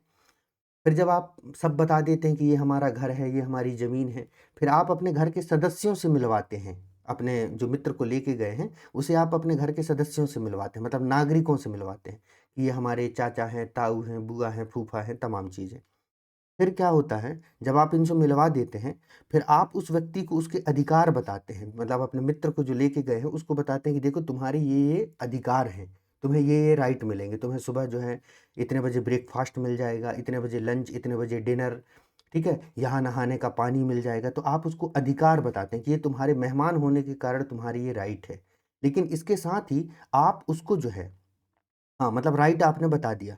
फिर राइट बताने के बाद आप उसको जो है एक मतलब ये समझाने की कोशिश करते हैं कि जो आपके घर के मेंबर हैं, अगर आपको किसी चीज़ की ज़रूरत पड़ गई, तो किसकी क्या ड्यूटी है, मतलब मान लीजिए आपके फ्रेंड को जो है वह ब्रेकफास्ट नहीं मिला, तो वो किससे बोलेगा कि मुझे ब्रेकफास्ट दे दो, मतलब किसकी क्या जिम्मेदारी है। ये राज्य की नीति निर्देशक तत्व एक्चुअली जिम्मेदारी से ही संबंधित है, मतलब ये राज्य की जिम्मेदारी है कि वह नागरिकों को क्या क्या प्रदान करेगा। तो जिम्मेदारी से याद रखना डीपीएसपी, डीपीएसपी का दूसरा नाम क्या है, डीपीएसपी, सॉरी, जिम्मेदारी। तो डीपीएसपी को याद कर लेना अगले भाग से। फिर जब आप ये सब बता देते तो अपने दोस्त को अब कुछ कर्तव्य भी बताते हैं कि देखो तुमको ये नहीं करना है, ठीक है। ब्रेकफास्ट करते समय सीधे बैठ के ब्रेकफास्ट करना, सोफा में जो बैठना तो प्रॉपर जो है तरीके से बैठना, ये नहीं कि जैसे हम लोग वहाँ मतलब जैसे जब रूम लिए रहते हैं ना तो होता है ना कि एकदम बिल्कुल ऐसे ही भाजी मूरख टाइप में डले रहते हैं, तो ऐसा नहीं है, मतलब थोड़े कायदे से रहना होता है पेरेंट्स के सामने। तो उसको जो है उसके फिर कर्तव्य भी बताते हैं कि देख भाई ये तुम्हारी भी ड्यूटी है, मतलब ये नहीं कि तुम्हें सारी सुविधाएं मिल रही हैं तो बस एकदम तुम मजे करो, है ना। तो ये नहीं, तुम्हारे कुछ ड्यूटीज भी है, तुम ड्यूटीज को भी याद रखना। तो ये बात हो गई, यहाँ तक आपने उसको समझा दिया। इसके बाद फिर उसका परिचय करवाते हैं आप संघ सरकार से, घर के मुखिया से, ठीक है। फिर घर की मुखिया से के बाद जो है फिर आप जो है उसे जो है अपने जो चाचा ताऊ हैं उनसे मिलवाते हैं, चाचा चाचा वगैरह से मिलवाते हैं। तो राज्य को चाचा समझ लीजिए। तो और ये जो है निरसित है, तो ये समझ लो कि बुआ जी हैं जिनकी अब भाई शादी हो गई है तो अब वो अपने ससुराल चली गई हैं, तो भाग 7 अब ये समाप्त हो गया, इसको अलग कर दो, मतलब ये अभी दूसरे परिवार के मेंबर हो चुके हैं। फिर नंबर में आता है भाग 8। भाग 8 में आता है यूनियन टेरिटरी। तो आप अपने मित्र को क्या करते हैं, अब अपने घर परिवार के चंटर पंटर से मिलवाते हैं, वो नहीं होते जैसे शादियों के कार्ड में नाम लिखे रहते हैं, मेरे चाचा की शादी में जलूल आना, है ना। तो उनसे मिलवाते हैं कहाँ पर, यूनियन टेरिटरी में। तो ये कौन सा हो गया, भाग 8 नंबर तक का हो गया। अब भाग 9 का क्या है, भाग 9 आप देखेंगे कि जब घर के सदस्यों के अगला जो होता है कि घर के सदस्यों के बीच में कोई विवाद हो जाता है तो वो लोग पंचायत बैठा लेते हैं, क्या करते हैं, पंचायत बैठा ले। घर के सदस्यों में विवाद होता ही रहता है, सपोज करो बड़े चाचा छोटे चाचा से भिड़ गए किसी बात पे, चाची बड़ी चाची छोटी चाची से भिड़ गई, तो क्या होगा, फिर घर के सभी लोग बैठ के क्या करते हैं, पंचायत करते हैं, क्या करते हैं, पंचायत करते हैं। पंचायत के बाद में भाग 9 को कैसे याद करोगे, भाग 9 को बस इसके साथ जोड़ लेना कि पंचायत में जो है नगर पालिकाएं भी इंक्लूड कर लेते हैं। और फिर जब पंचायत हो जाता है, नगर पालिका को थोड़ा सा याद कर लेना कि हाँ नगर पालिका भी है। फिर जब पंचायत हो जाता है तो पंचायत में कोई ना कोई जो है कंक्लूजन निकलता है, तो जब कंक्लूजन निकलता है तो वहाँ से फिर क्या है, सहकारी कॉपरेशन डेवलप हो जाता है। क्या डेवलप हो जाता है, कॉपरेशन डेवलप हो जाता है। पंचायत हो गई, समस्या हल हो गई, मुखिया ने सबको समझा दिया कि अरे भाई तुम बड़े हो, थोड़ी बातों को समझा करो, वो थोड़ी चिड़चिड़ी स्वभाव की है आपकी चाची, थोड़ा समझ लिया करो, है ना, इतनी जल्दी गुस्सा मत किया करो, इस तरीके की चीज़ें। तो कॉपरेशन इस्टेब्लिश हो जाता है। तो भाग 9B तक की कहानी याद हो गई। फिर आप अपने मित्र को क्या करते हो, अपने गांव के ट्राइबल एरिया में लेके जाते हो, तो भाग 10 आता है। आप उसको ये भी दिखाते हो कि देखो हमारे गांव में ये वाले ट्राइब रहते हैं, हम लोग यूनिट 10 में पढ़ते हैं ना इस ट्राइब के बारे में, चलो उस ट्राइब को दिखा के लाता हूँ। तो फिर भाग 10 आ जाता है। यहीं तक की कहानी है, आगे की कहानी सुनाऊंगा तो आपको अटपटी लगेगी, आगे तुम लोग खुद जोड़ लेना, ठीक है। नहीं तो आप सोचोगे कि यस सर आप भी किस किस तरीके से चीज़ें याद रखते हैं। अब क्या करोगे, वैसे तो मुझे याद हो गई इतने समय से मैं पढ़ा रहा हूँ, तो पर फिर भी एक कहानी मोटा मोटा कि हाँ भाई इस तरीके से हम इसको जोड़ सकते हैं, ठीक है। चलिए, तो अब हम लोग सारे भाग पर जो है हमने चर्चा कर लिया है, अब हम जो है पहुंचते हैं कहाँ पर, शेड्यूल पर पहुंचते हैं, अनुसूचियों पर की बात करते हैं, है ना। अनुसूचियों के संबंध में जो प्रावधान किए गए हैं उनके संबंध में देखते हैं। तो अगर हम अनुसूचियों को देखें तो इसका थोड़ा सा पहले डेवलपमेंट देख लेते हैं ना, परिशिष्ट या अनुसूचियां। तो इसका जो प्रावधान है वह 1935 के अधिनियम से किया गया था। जो government of India act introduced the concept with 10 schedule, मतलब जो भारत सरकार अधिनियम था 1935 का, उसमें 10 शेड्यूल का कॉन्सेप्ट जो है वह अवधारणा जो है वो प्रस्तुत की गई थी 1935 में। और 1935 में क्योंकि हमारे भारत का जो संविधान है वह 1935 की जो है 70% कॉपी है, ऐसा कहा जाता है ना कि 70% जो है एज इट इज 1935 की प्रोविजन को भारत के संविधान में उठा के रख दिया गया है गवर्नमेंट से रिलेटेड। तो वहीं से हमने अनुसूचियों का प्रावधान लिया है। फिर 1949 में जब संविधान सभा संविधान बना रही थी तो उन्होंने the adopted Indian constitution originally consisted of 8 schedule, ठीक है? मतलब जब भारत का संविधान बनाया जा रहा था, तो ये 1935 के अधिनियम में जो 10 शेड्यूल थे, उसमें से जो 8 शेड्यूल थे, उनको क्या किया गया, ऐड किया गया भारत के संविधान में। और अगर हम वर्तमान में देखें, अभी एट प्रेजेंट में देखें, तो through constitutional amendments the number stands eight 12 schedule. मतलब अब हमारे यहाँ पर 8 नहीं, कितनी अनुसूचियां हो चुकी हैं, 12 अनुसूचियां हो चुकी हैं। मतलब 12 अनुसूची हो गई हैं, क्योंकि 4 अनुसूचियों को संविधान संशोधन के माध्यम से ऐड किया गया है। तो ये 12 अनुसूचियों के, अब एक एक अनुसूचियों के बारे में हम चर्चा कर लेते हैं, और ये बहुत महत्वपूर्ण है, क्योंकि एमपीपीएससी में इससे प्रश्न पूछे जाते हैं। तो सबसे पहले नंबर पर आता है अनुसूची प्रथम। कौन सी अनुसूची है? अनुसूची जो है फर्स्ट। तो अनुसूची जो है, आप लोग फर्स्ट को देख लीजिए। तो अनुसूची फर्स्ट में जो है, list of states and union territories, क्या है, and there territories. Article 1 to 4 का जो प्रोविजन है वो यहाँ पर किया गया है। लिस्ट ऑफ स्टेट मतलब जैसे हमारे भारतीय राज्य में जो अभी कितने 28 राज्य हैं, ठीक है, और फिर कितने 8 केंद्र शासित प्रदेश हैं। तो ये जो लिस्ट है, कौन कौन से राज्य हैं, मध्य प्रदेश, छत्तीसगढ़, बिहार, इनकी लिस्ट जो है, और यूनियन टेरिटरीज की जो लिस्ट है, और मध्य प्रदेश का क्षेत्र कहाँ तक है, मतलब मध्य प्रदेश की जो नक्शा आप बनाते हैं कि भाई मध्य प्रदेश की उत्तरी सीमा इससे लगती है, दक्षिणी सीमा इससे लगती है, पूर्वी सीमा इससे लगती है, ये उसकी टेरिटरी कहाँ तक एक्सटेंडेड है, ये सारी बातें जो है अनुसूची फर्स्ट में लिखी हुई। कहाँ पर लिखी हुई है? अनुसूची फर्स्ट में, शेड्यूल फर्स्ट में। क्लियर है बात? तो राज्यों और केंद्र शासित प्रदेशों और उनके क्षेत्रों की सूची अनुसूची फर्स्ट में मिलती है। सीधे आपको याद रखना है states and union, union and state, इतना याद कर लेना। फिर आता है नेक्स्ट नंबर की अनुसूची, अनुसूची सेकंड। अनुसूची सेकंड में जो है, provisions for salaries, allowances and privileges, इनके प्रेसिडेंट, गवर्नर, जजेज, कैग, ईटीसी, मतलब जितने भी ये संवैधानिक पद हैं, है ना, इंक्लूडिंग प्राइम मिनिस्टर और सब तमाम चीज़ें, उन सब के जो है वेतन भत्तों और विशेषाधिकारों के प्रावधान का जो प्रावधान है, वह अनुसूची 2 में किया गया है। तो आपको याद रखना है, अनुसूची 2 जो है वह वेतन भत्ते से संबंधित है। किससे संबंधित है? वेतन और भत्तों से संबंधित। फिर आता है अनुसूची नंबर 3। कौन सी अनुसूची? अनुसूची नंबर 3। तो अनुसूची नंबर 3 जो है, वह ओ forms of oath and affirmation, मतलब ये शपथ और प्रतिज्ञान से संबंधित है। किससे संबंधित है? शपथ और प्रतिज्ञान से संबंधित है। और इसमें मिनिस्टर्स, कैंडिडेट्स, है ना, जजेज, एमपी, एमएलए, इन सब की शपथ के बारे में बताया गया है कि संवैधानिक पद ग्रहण करने के बाद कौन सी शपथ लेंगे। जैसे मंत्रियों के द्वारा पद एवं गोपनीयता की शपथ ली जाती है, ठीक है, तो वो उन शपथ का जो पूरा फॉर्मेट है वह अनुसूची नंबर 3 में दिया गया। तो अनुसूची 3 जो है वह शपथ से संबंधित है। 1 मिनट दीजिएगा, मैं थोड़ा पानी पी लूं। ठीक है, तो किससे संबंधित है? वो शपथ से संबंधित है। फिर आता है हमारा अनुसूची नंबर 4। कौन सी अनुसूची? अनुसूची फोर्थ नंबर की, शेड्यूल फोर्थ जो है, इसमें एलोकेशन ऑफ सीट इन दी राज्यसभा, है ना, काउंसिल ऑफ स्टेट भी जिसे कहा जाता है, राज्यसभा को काउंसिल ऑफ स्टेट ही कहते हैं।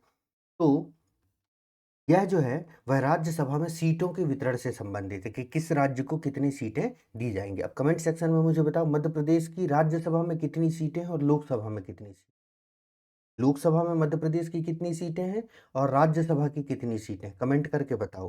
तो राज्यसभा में मध्य प्रदेश की कितनी सीटें हैं, ये यूपी की कितनी सीटें हैं, बिहार की कितनी हैं, वो कहाँ पर बताई गई है? अनुसूची 4 में बताई गई है। ठीक है, शेड्यूल जो है 4 में इस बात को बताया गया है, और यह संबंधित है अनुच्छेद, मतलब आर्टिकल 4 एंड 80 से संबंधित है, क्योंकि आर्टिकल 80 इसी बात से संबंधित है। और आपको अभी राज्यसभा के हाल में चुनाव हुए हैं, चुनाव होने वाले हैं, तो कुछ जो मोटे मोटे स्टेट हैं जैसे यूपी, बिहार, मध्य प्रदेश, तो अब आपको याद ही हो चुका होगा। तो कुछ स्टेट के राज्यसभा और लोकसभा की सीटें भी याद कर लेना। और जिन राज्यों में भी हाल में चुनाव हुए हैं, है ना, 1-2 साल के भीतर, वहाँ की टोटल विधानसभा सीटें भी याद कर लेना। जैसे यूपी में कितनी विधानसभा की सीटें हैं, बिहार में कितनी, बिहार का याद कर लेना। एमपीपीएससी में इस तरीके के प्रश्न पूछ लिए जाते हैं।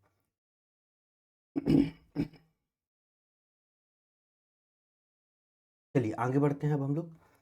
नेक्स्ट है हमारा 5वीं अनुसूची। क्या है? 5वीं अनुसूची, फिफ्थ शेड्यूल।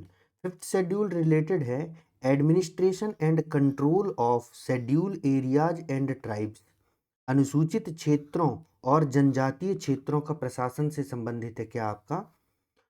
शेड्यूल 5 इससे संबंधित जो आर्टिकल है वह आर्टिकल 244 है। क्या है? अनुच्छेद 244। आप लोग यूनिट 10 में भी इस अनुच्छेद के बारे में पढ़ भी रहे होंगे।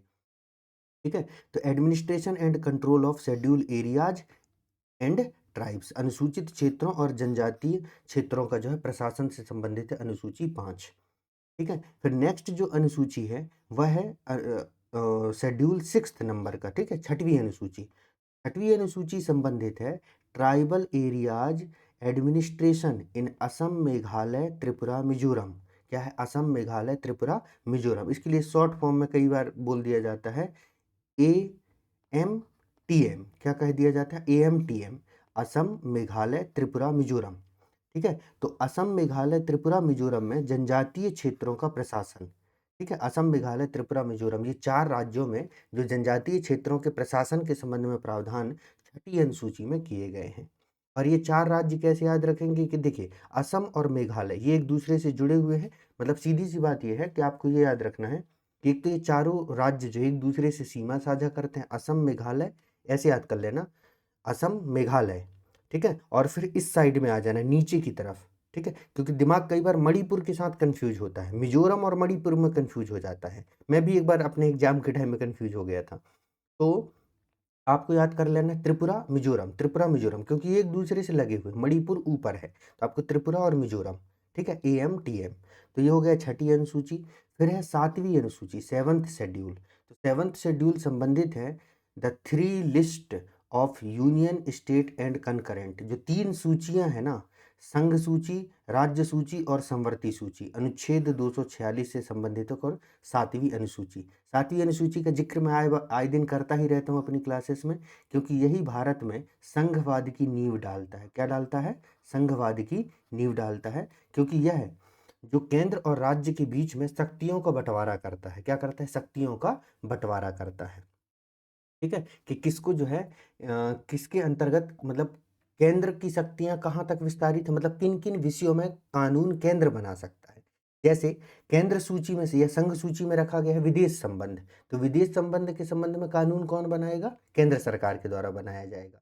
वहीं पुलिस व्यवस्था के संबंध में, पुलिस के संबंध में, कृषि के संबंध में उसको रखा गया है राज्य सूची में, तो इस पर कानून कौन बनाएगी? राज्य सरकार के द्वारा बनाई जाएगी। वहीं संवर्ती सूची, कनकरेंट लिस्ट, ऐसा होता है जिसमें केंद्र और राज्य दोनों कानून बना सकते हैं, तो उसको कहाँ रखा जाता है? संवर्ती सूची में। इसीलिए 7वीं अनुसूची को, 7वीं अनुसूची और इसके साथ ही आर्टिकल जो है 246, ये जो मैं बताया हूँ, ये दोनों मिलकर के भारत में संघवाद की नींव डालते हैं। यहाँ तक बात क्लियर है। फिर है 8वीं अनुसूची, 8th शेड्यूल, है ना, 8वीं अनुसूची, अनुसूची नंबर 8th। इससे संबंधित आर्टिकल 344 और 351। मैंने बोला भी था ना 351, मुझे कमेंट सेक्शन में बताना आप लोग। तो 8वीं अनुसूची में जो है वह 22 भाषाएं हैं। कितनी भाषाएं हैं? 22 भाषाएं हैं। और ये 22 भाषाओं की सूची यहाँ पर दी गई है। तो इसमें कौन कौन सी भाषा, एक बार मैं रीड कर देता हूँ, लेकिन जो बाद में ऐड किए गए हैं संशोधन के माध्यम से, इसमें ओरिजिनली जो है, अगर मैं कहूँ तो इसमें ओरिजिनली, 1 मिनट रुकिएगा, मतलब 4 आखिरी में जोड़े गए, फिर पहले 3 जोड़े गए, तो 4 3 7 और 1 जोड़ा गया 8। ओरिजिनली 14 भाषाएं थी, मतलब मूल रूप से इसमें 14 भाषाएं थी, बाद में जो है इसमें 8 भाषाएं जो है जोड़ी गई थी। क्लियर है? तो 8 कौन कौन से हैं? संविधान संशोधन वाले चैप्टर में मैंने पढ़ा दिया, और आपको याद रखना है, पूछा भी जाता है। तो इसमें कौन कौन सी भाषा है भैया? असमिया, गुजराती, कोंकणी, मराठी, संस्कृत, तेलुगु, बंगाली, हिंदी, मैथिली, नेपाली, संथाली। ठीक है, बूडो, कन्नड़, मलयालम, उड़िया, सिंधी। फिर इधर जो है आप आएंगे तो डोंगरी, कश्मीरी, मणिपुरी, पंजाबी, तमिल। अब मैं आपको ये बता देता हूँ कि इसमें से कौन कौन से जो आर्टिकल हैं, कौन कौन से भाषाएं हैं जिनको जोड़ा गया था। तो यहाँ पर आप देखेंगे, 1 मिनट। ठीक है, यहाँ पर मैं सिर्फ इतना बता देता हूँ, आप मुझे कमेंट सेक्शन में बताओगे कि किस भाषा को किस संविधान संशोधन के माध्यम से जोड़ा। तो सबसे पहले तो जो है सिंधी को जोड़ा गया था। किसको जोड़ा गया था? सिंधी भाषा को जो है इसके अंतर्गत जो है शामिल किया गया था। ये है सिंधी, ये सिंधी दिख रहा होगा आपको, सिंधी को जोड़ा गया था सबसे पहले। ठीक है, तो यहाँ पर आ गया है हमारा सिंधी, तो सिंधी भाषा को जोड़ा गया था। ये सिंधी इधर दिख रहा होगा, अब मैंने येलो कर दिया है इसको। मैं किस तरफ हूँ? राइट की लेफ्ट? ठीक है। इसके बाद में जो है कोंकणी को ऐड किया गया है ना, कोंकणी ऐड किया गया है। और फिर मैथिली, नेपाली, संथाली इसको ऐड किया गया है, और इधर से मणिपुरी और डोंगरी, ठीक है, इनको ऐड किया गया, और बोडो। पर कौन-कौन से संशोधन के द्वारा ऐड किया गया है, अब आप कमेंट करके जो है मुझे बताएँगे। आगे बढ़ते हैं हम लोग। अब आगे देखते हैं हम लोग शेड्यूल नंबर 9। तो 9th शेड्यूल है, ठीक है। अब यहाँ पर आपकी सुविधा के लिए जो है लिख भी दिया गया है कि कब किसको जोड़ा गया है। तो 9th शेड्यूल में क्या है, 9th शेड्यूल में जो है वह 9वीं अनुसूची। तो इस 9वीं अनुसूची को जो है पहले संविधान संशोधन के द्वारा जोड़ी गई थी 1951 में। इसमें land reform and abolition of zamindari system से रिलेटेड जो है कानूनों को रखा गया है। मतलब protect laws from judicial scrutiny, article 31 B से संबंधित। मतलब आपको बस इतना याद रखना है कि 9वीं अनुसूची में भूमि सुधार के संबंध में प्रावधान है। किसके संबंध में? भूमि सुधार के संबंध में। इस अनुसूची में ऐसे कानूनों को रखा गया है, भूमि सुधार और जमींदारी उन्मूलन कानूनों को न्यायिक समीक्षा से बचाता है। इसमें ऐसे कानूनों को रखा जाता था उस समय पर, बाद में तो सुप्रीम कोर्ट ने इसको 2007 के केस के बाद ये बोल दिया है कि हम इसकी भी न्यायिक समीक्षा कर सकते हैं।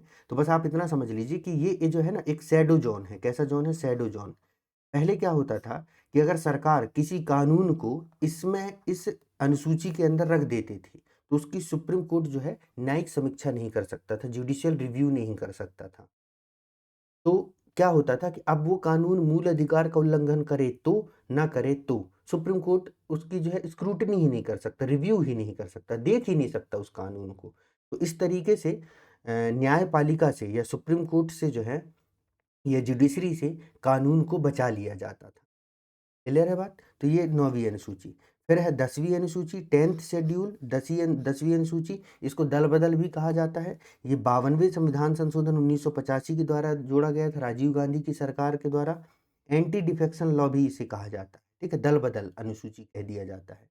इसमें दल बदल के आधार पर एमपी एमएलएज के डिस्क्वालिफिकेशन के संबंध में प्रावधान है। दल बदल विरोधी कानून भी कहा जाता है, सांसदों और विधायकों को अयोग्य घोषित करता है।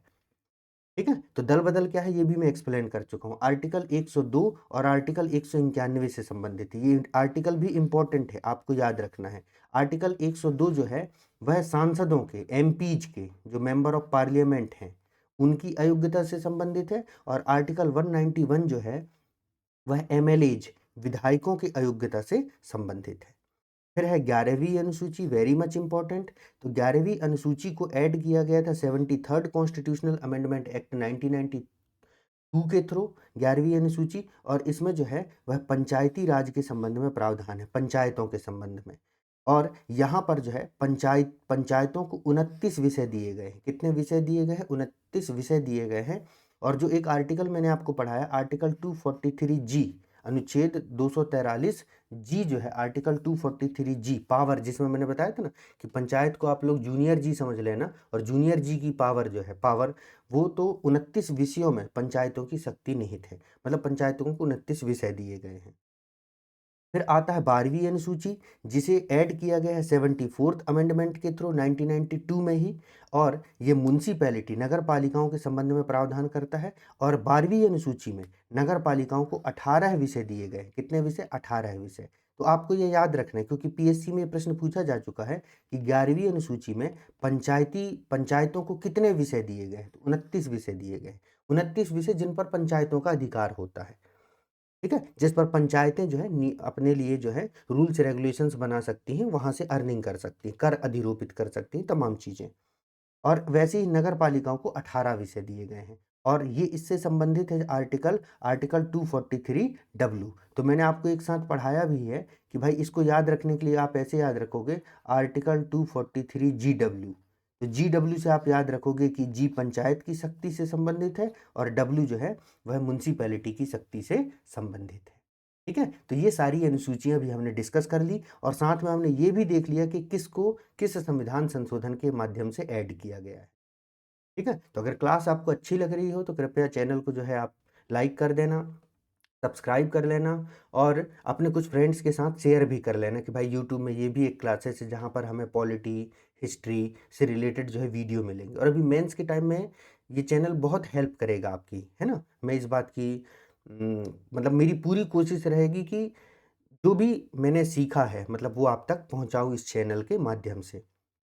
क्योंकि भाई ऑफ़लाइन मैं जबलपुर में पढ़ा रहा हूँ अभी, अब आप लोग अलग-अलग क्षेत्रों से, कोई ग्वालियर से है, कोई इंदौर से है, अब सब लोग तो एक जगह नहीं आ सकते। तो इसी माध्यम हम ऑनलाइन प्लेटफ़ॉर्म के थ्रू जो है एक-दूसरे से जुड़े रहेंगे। टेलीग्राम के माध्यम से, व्हाट्सएप के माध्यम से एक-दूसरे से संपर्क भी कर सकते हैं। आपकी कोई समस्या है तो उसको जो है मैं सॉर्ट मतलब रिज़ॉल्व करने की कोशिश करूँगा, ठीक है? हाँ, आपको ये कमेंट सेक्शन में बताना है कि 8वीं अनुसूची में कब-कब, कौन-कौन सी भाषा जोड़ी गई। ये आपके लिए होमवर्क है। चलिए आगे बढ़ते हैं। अब आता है भारतीय संविधान के विभिन्न स्रोतों के बारे में हम चर्चा करेंगे। ये भी बहुत इंपॉर्टेंट है ना? Various sources of Indian constitution की भारतीय संविधान के किस प्रावधान को कहाँ से लिया गया है, ठीक है? तो इसमें हम सबसे पहले देखते हैं, जो सबसे बड़ा स्रोत है भारतीय संविधान का, वो माना जाता है भारत शासन अधिनियम 1935, गवर्नमेंट ऑफ इंडिया एक्ट 1935। ये सबसे बड़ा सोर्स है भारतीय संविधान का। मतलब जो भारत शासन अधिनियम 1935 जो ब्रिटिश पार्लियामेंट के द्वारा पारित किया गया था, उसके अधिकांश प्रावधानों को हमने भारतीय संविधान में शामिल कर लिया है। क्यों? क्योंकि भाई बात ये थी कि 1935 का जो अधिनियम बनाया गया था ब्रिटिश पार्लियामेंट में, वो भारतीयों की मांग को ध्यान में रख करके बनाया गया था, क्योंकि भारत में एक से एक आंदोलन हो रहे थे। एक तरफ महात्मा गांधी अंग्रेजों की नाक पर दम करके रखे हुए थे, दूसरी तरफ जो है जो उग्रवादी थे, है ना, उग्र क्रांतिकारी जो थे, एक्सट्रीमिस्ट थे, जैसे भगत सिंह, चंद्रशेखर आजाद, है ना, उससे पहले लाला लाजपत राय, उन्होंने भी अंग्रेजों के नाक पर जो है दम करके रखा हुआ था। तो अंग्रेज अब भारतीयों को कुछ रियायत दे रहे थे, कुछ मतलब जो है शासन में जो है कुछ भागीदारी प्रदान कर रहे थे। तो इसी संबंध में उन्होंने भारत के लिए एक संरचना निर्धारित किया कि भारत की सरकार किस प्रकार से होगी। तो उसी संरचना को, क्योंकि हम उसके यूज्ड टू हो चुके थे, तो उसी संरचना को जो है वह हमने अपने संविधान में इनकॉर्पोरेट कर लिया। अब वो संरचना कौन-कौन सी है? सबसे पहले तो है संघीय तंत्र है। क्या है? संघीय तंत्र है, फेडरल स्कीम है। क्या है? Federal scheme. और इस भारत शासन अधिनियम 1935 में ही ये कहा गया था कि भारत जो है वह एक फेडरेशन ऑफ इंडिया एस्टैब्लिश किया जाएगा। क्या एस्टैब्लिश किया जाएगा? Federation federation of India establish किया जाएगा। भारत संघ बनाया जाएगा। क्या बनाया जाएगा? भारत संघ स्थापित किया जाएगा। ये एमपीपीएससी का पीवाईक्यू है और उसमें पूछा था कि किस एक्ट के तहत, क्योंकि एक समय एमपीपीएससी के सिलेबस में ये भी था, जिसमें हमें जो ये सारे एक्ट थे ना, जिनको हम कॉन्स्टिट्यूशन के हिस्टोरिकल डेवलपमेंट में पढ़ते हैं, 1773 से 1773 से लेकर के 1947 तक जितने भी एक्ट हैं, इनके बारे में जो है हम लोग पढ़ते हैं हिस्टोरिकल डेवलपमेंट में। वो भी सिलेबस में था। तब ये क्वेश्चन पूछा था कि भारत संघ के लिए, फेडरेशन ऑफ इंडिया के लिए प्रोविजन जो है वह किस अधिनियम में किया गया था? तो उसका आंसर था 1935 के अधिनियम में ये किया गया था। लक्ष्मीकांत का जो फेडरेशन वाला चैप्टर है, या मतलब सॉरी, ये हिस्टोरिकल डेवलपमेंट वाला चैप्टर है, उसमें स्पष्ट दिया हुआ है, सीधे क्वेश्चन वहां से पूछा था। तो मैं आपको एक बात बता दूं, पीएससी में केवल ल्यूसेंट बस से क्वेश्चन नहीं आते। ल्यूसेंट नेसेसरी, कंपलसरी, वो तो पढ़ना ही पढ़ना है, लेकिन हमें थोड़ा सा एक्स्ट्रा नॉलेज भी गेन करना है। तो अगर आपने लक्ष्मीकांत पढ़ा है तो ठीक है, अगर ये वीडियोस देख रहे हैं तो आपको लक्ष्मीकांत पढ़ने की फिर जरूरत नहीं है। आप ल्यूसेंट पढ़िए और फिर इसकी पीडीएफ से जो है आप रिवाइज कर लीजिए। हम्म। फिर राज्यपाल का कार्यकाल, ध्यान से सुनिएगा और एक एक शब्द को ध्यान से सुनना। राज्यपाल का कार्यकाल, ऑफिस ऑफ गवर्नर, मैं राज्यपाल का पद नहीं कह रहा हूँ, राज्यपाल का कार्यालय, कार्यालय, कार्यकाल नहीं, कार्यालय, ऑफिस ऑफ गवर्नर, ये भी हमने कहाँ से लिया? 1935 के अधिनियम से। न्यायपालिका, जुडिशरी, कि भारत में एकीकृत न्यायपालिका होगी। क्या होगी? भारत में इंटीग्रेटेड जुडिशरी होगी। ये प्रोविजन भी हमने कहाँ से लिया? 1935 के अधिनियम से लिया। बहुत सारे स्टूडेंट जो है अमेरिका का संविधान लगाए आते हैं, यूएसए के कॉन्स्टिट्यूशन, लेकिन यूएसए के कॉन्स्टिट्यूशन से हमने जुडिशरी नहीं लिया है, हमने न्यायिक पुनरावलोकन, आगे पढ़ेंगे, जुडिशियल एक्टिविज्म लिया है, सॉरी जुडिशियल रिव्यू लिया है, और जजों को हटाने की प्रक्रिया ली है, वो प्रोविजन वहाँ से लिया। लेकिन हमारे यहाँ जो न्यायपालिका की संरचना है, भारत में इंटीग्रेटेड जुडिशरी होगी, ये हमने 1935 के एक्ट से लिया है। फिर लोक सेवा आयोग, जिसकी प्रिपरेशन आप लोग कर रहे हैं, पब्लिक सर्विस कमीशन, ये भी यहीं से लिया गया है, ठीक है। फिर आपातकालीन उपबंध, अब फिर यहाँ कंफ्यूजन होता है, जो इमरजेंसी प्रोविजन है वो 1935 के अधिनियम से लिए गए हैं, लेकिन आपातकाल के समय में मूल अधिकारों का निलंबन वो जर्मनी के कॉन्स्टिट्यूशन से लिया है। Suspension of fundamental right during emergency, ये हमने जो है जर्मनी के कॉन्स्टिट्यूशन से लिया है। इस बात को जो है आप लोग यहाँ पर याद रखेंगे। तो आपातकालीन उपबंध कहाँ से लिया गया है, मेरे साथ बोलिए, 1935 के अधिनियम से, कंफ्यूज मत होना। प्रशासनिक विवरण, एडमिनिस्ट्रेटिव डिटेल, ये भी 1935 के, लेकिन ये शुरू के जो है ये इंपॉर्टेंट है, ये याद रखना। एग्जाम में प्रश्न ऐसे पूछे जाते हैं कि भारत में जो है भारत में सपोज करो ये है, लोक सेवा आयोग का जो प्रावधान है कहाँ से लिया गया है, और उसमें ऑप्शन में रहेंगे, सपोज करो यूएसए दिया रहेगा, कनाडा दिया रहेगा, ठीक है, भारत शासन अधिनियम 1935 दिया रहेगा, या सपोज करो जर्मनी दिया रहेगा। इस तरीके से ऑप्शन दिए रहेंगे, तो आपको ऑप्शन सही कौन सा टिक करना है, 1935 का अधिनियम। आगे बढ़ते हैं अब हम लोग। अब आता है ब्रिटेन का संविधान। ब्रिटिश कॉन्स्टिट्यूशन से हमने भारत के संविधान में क्या क्या प्रोविजन लिए हैं। तो पहले नंबर पर तो है संसदीय शासन पद्धति, पार्लियामेंट्री सिस्टम ऑफ गवर्नमेंट जो है, पार्लियामेंट्री सिस्टम ऑफ गवर्नमेंट जो है वो हमने ब्रिटेन के संविधान से लिया है, 1935 से नहीं लिया है, ठीक है, ब्रिटेन के संविधान से लिया है पार्लियामेंट्री फॉर्म ऑफ गवर्नमेंट। फिर एकल नागरिकता, जो सिंगल सिटीजनशिप का कॉन्सेप्ट है, वो भी हमने कहाँ से लिया है, ब्रिटेन के संविधान से लिया है। एकल नागरिकता मतलब हम सिर्फ भारत के नागरिक हैं, हमारे यहाँ ऐसा नहीं है कि हमारे पास मध्य प्रदेश की भी नागरिकता हो और भारत की भी नागरिकता हो, जैसे अमेरिका में होता है कि अमेरिका में व्यक्ति जिस प्रोविंस का होता है उस प्रोविंस की भी सिटीजनशिप होती है और अमेरिका की भी सिटीजनशिप होती है, ड्यूल सिटीजनशिप होता है, लेकिन हमारे यहाँ सिंगल सिटीजनशिप को ऑप्ट किया गया है।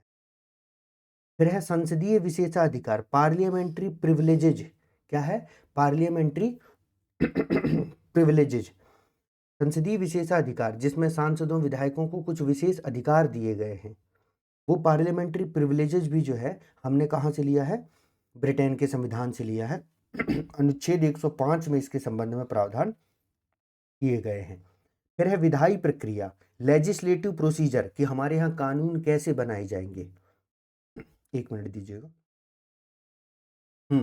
तो विधायी प्रक्रिया, लेजिस्लेटिव प्रोसीजर भी ब्रिटेन के संविधान से लिया गया है। इसके बाद में आता है जो विधि का शासन है, रूल ऑफ लॉ है, ये प्रोविजन भी हमने ब्रिटेन के कॉन्स्टिट्यूशन से लिया है। विधि का शासन मतलब हमारे यहाँ पर जो है कानून का शासन होगा, व्यक्ति का शासन नहीं होगा, ठीक है। व्यक्ति आते जाते रहेंगे, मोदी जी आएंगे, हो सकता है राहुल गांधी जी भी आ जाए, मनमोहन सिंह आके चले गए, अटल बिहारी वाजपेयी आके चले गए, तो व्यक्ति आते जाते रहेंगे, लेकिन शासन किसका होगा, कानून का शासन होगा, व्यक्ति का शासन नहीं होगा, ठीक है, क्योंकि व्यक्ति के शासन होने से व्यक्ति के तानाशाह होने, भ्रष्ट होने की संभावना होती है। जैसे वो माहिष्मती हो जाता है ना कि भल्लाल देव जो है, दो ही रहते हैं, बाहुबली और भल्लाल देव। तो देखिए बाहुबली तो अच्छा शासक होता रहता है, लेकिन भल्लाल देव बुरा शासक होता है। तो जब शासक बुरा होता है तो उसको रेगुलेट करने के लिए क्या है, कानून होते हैं, तो कानून के माध्यम से फिर क्या है, रेगुलेशन इस्टेब्लिश कर दिया जाता है, क्योंकि उसको कानून से के द्वारा शासन करना होता है, जो कानून कहता है वही करना पड़ता है। तो उससे क्या होता है, बुरा व्यक्ति भी अच्छा बन जाता है। जैसे आपके साथ होता है कि मान ली रूम में रहते हैं, पढ़ाई में मन नहीं कर रहा है, रील्स देखने लगे, लाइब्रेरी चले गए, एग्जाम्पल के लिए दे रहा हूँ, लाइब्रेरी चले गए, तब वहाँ पर क्या रहता है कि थोड़ा सा इन्वायरमेंट वैसा रहता है कि हाँ चलो पढ़ लेते हैं, थोड़ा एक क्या बना रहता है, प्रेशर क्रिएट बना रहता है जब तक मित्रता ना हो। और फिर अगर गलती से मान लीजिए मित्रता हो गई बहुत ज़्यादा, तो वहाँ पर भी गप सप चलता रहता है, बिल्कुल चाय पे निकल गए तो 2 ढाई घंटे लौटे ही नहीं। तो खैर, फिर आता है नेक्स्ट जो है मंत्रिमंडल, जो कैबिनेट प्रणाली है, कैबिनेट सिस्टम जो है वो हमने ब्रिटेन के संविधान से लिया है। फिर द्विसदनीय प्रणाली, जो कैमरलिज्म है ना, जो बाई कैमरल लेजिस्लेशन है हमारे यहाँ पर, द्विसदनीय प्रणाली, जैसे 2 सदन होते हैं ना, एक होता है क्या हमारा लोकसभा और एक है क्या राज्यसभा, वैसे ही राज्यों में, सभी राज्यों में तो नहीं लेकिन कुछ राज्यों में जैसे विधानसभा और विधान परिषद। तो ये जो द्विसदनीय प्रणाली है, बाई कैमरलिज्म है, ये हमने कहाँ से लिया है, ब्रिटेन के संविधान से लिया है। और इसके साथ ही जो हम पढ़ते हैं अनुच्छेद 32, जिसके लिए मैंने अभी अलग से वीडियो बनाया है, अनुच्छेद 32 के संबंध में परमाधिकार लेख और 5 प्रकार के रिट्स आपको पढ़ाए हैं। प्रीरोगेटिव रिट्स जो हैं वो हमने कहाँ से लिया है, ब्रिटेन के संविधान से, ठीक है। तो जो हमें फंडामेंटल राइट को इम्प्लीमेंट करवाने के लिए जो रिट अधिकारिता है ना, रिट ज्यूरिसडिक्शन है, आर्टिकल 32, वो हमने कहाँ से लिया है, ब्रिटेन के संविधान से लिया है। ये बात आपको याद रखना है। इसी अनुच्छेद को doctor B are Ambedkar ji के द्वारा वह संविधान की आत्मा कही गई है। क्या कही गई, संविधान की आत्मा। और कमेंट सेक्शन में बताओ कि प्रियम्बल को किसने संविधान की आत्मा कहा है। चलो आगे बढ़ते हैं अब हम लोग। तो यहाँ तक की बात जो है हम लोगों ने कर लिया है ब्रिटेन के संविधान से। बस 4-5 और बचे हुए हैं, उसके बाद क्लास कंप्लीट हो जाएगी। उसके बाद में आता है संयुक्त राज्य अमेरिका का संविधान, constitution of United state of America. तो वहाँ से हमने क्या क्या बटोर के लाए हैं। हमने लाया है फंडामेंटल राइट। सबसे पहले तो क्या लिया है, फंडामेंटल राइट लेके आ गए हैं। तो देखिए फंडामेंटल राइट हमने कहाँ से लिया, ब्रिटेन से लिया है। लेकिन मूल अधिकारों के उल्लंघन पर, फंडामेंटल राइट के जो है उल्लंघन पर आप न्यायपालिका जा सकते हैं, जो रिट अधिकारिता है ना, न्यायपालिका का दरवाजा खटखटा सकते हैं। वो हमने कहाँ से लिया, ब्रिटेन के संविधान से। तो इसी तरीके से जहाँ जहाँ से अच्छे अच्छे प्रोविजंस थे उनको हमने अपने कॉन्स्टिट्यूशन में इनकॉर्पोरेट कर लिया। फिर राष्ट्रपति पर महाभियोग, आर्टिकल 61, ये हमने कहाँ से लिया है, राष्ट्रपति का पर महाभियोग, इम्पीचमेंट ऑफ द प्रेसिडेंट, ये हमने अमेरिका के संविधान से लिया है। ठीक है, तो राष्ट्रपति पर महाभियोग जो है वो हमने जो इम्पीचमेंट ऑफ प्रेसिडेंट है वो हमने अमेरिका के संविधान से लिया। अब मुझे आप कमेंट में बताओ कि राष्ट्रपति का पद हमने कहाँ से लिया है। राष्ट्रपति पर महाभियोग तो अमेरिका से ले लिया, पर राष्ट्रपति का जो पद है वो हमने कहाँ से लिया। थोड़ा सा सर्च करो आप, बुक में हो तो बुक में सर्च करो, प्रेसिडेंट वाला चैप्टर पढ़ो, लक्ष्मीकांत हो तो उससे पढ़ो और कमेंट करके मुझे बताओ कि राष्ट्रपति का पद हमने कहाँ से लिया है। फिर उपराष्ट्रपति का पद, जो हमारे यहाँ पर वाइस प्रेसिडेंट होते हैं ना, पोस्ट ऑफ वाइस प्रेसिडेंट, वो हमने कहाँ से लिया, अमेरिका के संविधान से ही लिया। इसके बाद स्वतंत्र न्यायपालिका, इंडिपेंडेंस ऑफ जुडिशरी, जुडिशरी 1935 के एक्ट से, लेकिन न्यायपालिका कैसी होगी, स्वतंत्र होगी, इंडिपेंडेंट होगी। ये प्रोविजन कहाँ से लिया गया है, यूएसए के कॉन्स्टिट्यूशन से लिया गया है। इसके बाद न्यायिक पुनरावलोकन का सिद्धांत, प्रिंसिपल ऑफ जुडिशियल रिव्यू, ये प्रोविजन कहाँ से लिया गया है, ये प्रोविजन लिया गया है कहाँ से, आपके जो है अमेरिका के संविधान से। और इसके साथ ही सर्वोच्च न्यायालय और उच्च न्यायालय के न्यायाधीशों को पद से हटाना, removal of Supreme Court and High Court जजेज, ये प्रोविजन भी हमने अमेरिका के संविधान से लिया है। तो अमेरिका के संविधान से न्यायपालिका के संदर्भ में 3 चीजें लिया। कैसे याद करोगे इसको, स्वतंत्र न्यायपालिका, जुडिशियल रिव्यू न्यायिक पुनरावलोकन, और सर्वोच्च सुप्रीम कोर्ट और हाई कोर्ट के जजों को हटाना, ये हमने अमेरिका यूएसए के कॉन्स्टिट्यूशन से लिया है। लेकिन जुडिशरी का जो प्रोविजन है, न्यायपालिका का जो प्रावधान है ना, जुडिशरी का जो प्रोविजन है वो हमने कहाँ से लिया है, तो वो हमने लिया है भैया अपने कहाँ से, 1935 के एक्ट से लिया है, जिसमें कहा गया है कि भैया हमारे यहाँ पर जो है वह इंटीग्रेटेड जो है जुडिशरी होगी। यहाँ पर ये देखिए 1935 के एक्ट से इस बात को लिया है। ठीक है, तो ये हो गया क्या, वो प्रावधान जो हमने अमेरिका से लिया है। और कमेंट में भूलना नहीं, जो आपको बताना है कि राष्ट्रपति का पद हमने कहाँ से लिया है। चलिए आगे बढ़ते हैं अब हम लोग। अब आता है आयरलैंड का संविधान। तो आयरलैंड के संविधान से जो है हमने क्या लिया है, इस बात को जो है आपको देखना है। तो आयरलैंड के संविधान से, आयरिश कॉन्स्टिट्यूशन से हमने एक प्रोविजन बहुत इंपॉर्टेंट लिया है जो बार बार पूछा जाता है, राज्य के नीति निर्देशक सिद्धांत, directive principle of state policy, जो डीपीएसपी है, जो डीपीएसपी है वो हमने आयरलैंड के संविधान से लिया है। और आयरलैंड ने खुद इसे स्पेन के संविधान से लिया है, लेकिन हमको ये याद रखना है कि डीपीएसपी का प्रोविजन आयरलैंड के संविधान से लिया गया है। फिर राष्ट्रपति की निर्वाचन पद्धति, method of election of president, जिसमें कहा गया है ना कि राष्ट्रपति का निर्वाचन आनुपातिक प्रतिनिधित्व के माध्यम से एकल संक्रमणी मत पद्धति द्वारा किया जाएगा। The president election of president में जो मेथड यूज किया जाएगा वो proportional representation by the single transferable vote system के माध्यम से किया जाएगा। तो ये जो निर्वाचन की पद्धति है ये हमने कहाँ से लिया है, आयरलैंड के संविधान से लिया है। और राज्यसभा के लिए सदस्यों का नामांकन, राज्यसभा के लिए सदस्यों का नामांकन, हमने पढ़ा है कि राज्यसभा में 12 सदस्यों को मनोनीत किया जाता है, नॉमिनेशन किया जाता है प्रेसिडेंट के द्वारा 12 सदस्यों का। ये प्रोविजन की प्रेसिडेंट महोदय जो है राज्यसभा में 12 मेंबर को, 12 सदस्यों को नॉमिनेट करेंगे। ये प्रोविजन हमने कहाँ से लिया है, आयरलैंड के कॉन्स्टिट्यूशन से। तक की बात सबको स्पष्ट है। क्या दिन भर पढ़ाते पढ़ाते थोड़ा गला भी खराब होने लगा, अभी रात के 2-2:30 बज चुके हैं, है ना, जब ये मैं क्लास रिकॉर्ड कर रहा हूँ। तो क्योंकि मॉर्निंग में ये क्लासेस जो है आपके लिए चैनल में अपलोड करनी पड़ती है, तो कई बार क्या है दिन में समय नहीं मिल पाता, तो उस वजह से जो है अब शेड्यूल ना बिगड़े इसलिए फिर मैंने कहा कि चलो पहले इसको रिकॉर्ड कर ही देता हूँ उसके बाद ही, क्योंकि फिर मुझे भी नींद नहीं आती जब तक कोई काम पूरा नहीं कर लेता ना, नींद मतलब सुकून से मैं सो ही नहीं पाता। ऐसा लगता है कि नहीं यार उस काम को पहले कंप्लीट कर लूँ। ये एक बुरी आदत भी है मेरी कि मतलब जब तक कोई काम कंप्लीट, कई बार ऐसे में क्या हो जाता है, कुछ ऐसे टास्क होते हैं, कुछ ऐसी चीज़ें होती हैं जो एक बार में कंप्लीट नहीं होती, एक दिन में कंप्लीट नहीं होती। तो ऐसे कंडीशन में नींद बहुत इंटरप्ट हो जाती है। अभी मेडिटेशन वगैरह के थोड़ा-थोड़ा इसको सुधारने की कोशिश कर रहा हूँ इस आदत को। विपासना का कैंप वगैरह चला जाता हूँ। विपासना के बारे में आपने सुना होगा, तो थोड़ा मेडिटेशन करके थोड़ा दिमाग को रिलैक्स करने की कोशिश करता हूँ। तो हाँ, 1-2 घंटे में जो है फिर हाँ, मतलब नींद आ जाती है। जैसे अगर बेड पे लेट गया और ऐसे थोड़ा मेडिटेशन वगैरह करता रहा तो धीरे-धीरे माइंड जब शांत होता जाता है तो फिर नींद भी आ जाती है। बहुत बड़ा एक इश्यू रहा है। ख़ैर, तो अब आता है अगला, इसमें देखते हैं हम लोग, वो क्या है हमारा दक्षिण अफ्रीका का संविधान। क्या है? दक्षिण अफ्रीका का संविधान, साउथ अफ्रीकन कॉन्स्टिट्यूशन। तो साउथ अफ्रीका के कॉन्स्टिट्यूशन से हमने लिया है संविधान में संशोधन की प्रक्रिया। क्या? Procedure for amendment in the constitution. ये जो है हमारा है, ये वाला जो आर्टिकल 368 जो मैंने आपको पढ़ाया था ना, भारतीय संविधान के भाग 20 में, अभी बताया भी हूँ। तो ये जो संविधान में संशोधन की जो प्रक्रिया है, procedure for amendment in the constitution, ये हमने कहाँ से? दक्षिण अफ्रीका के संविधान से ही लिया है। फिर राज्यसभा के सदस्यों का निर्वाचन, है ना, election of member of Rajya Sabha, ये कहाँ से लिया है? ये दक्षिण अफ्रीका के संविधान से लिया। तो देखिए, राज्यसभा के लिए राज्यसभा के लिए सदस्यों का नामांकन, ये आयरलैंड के संविधान से।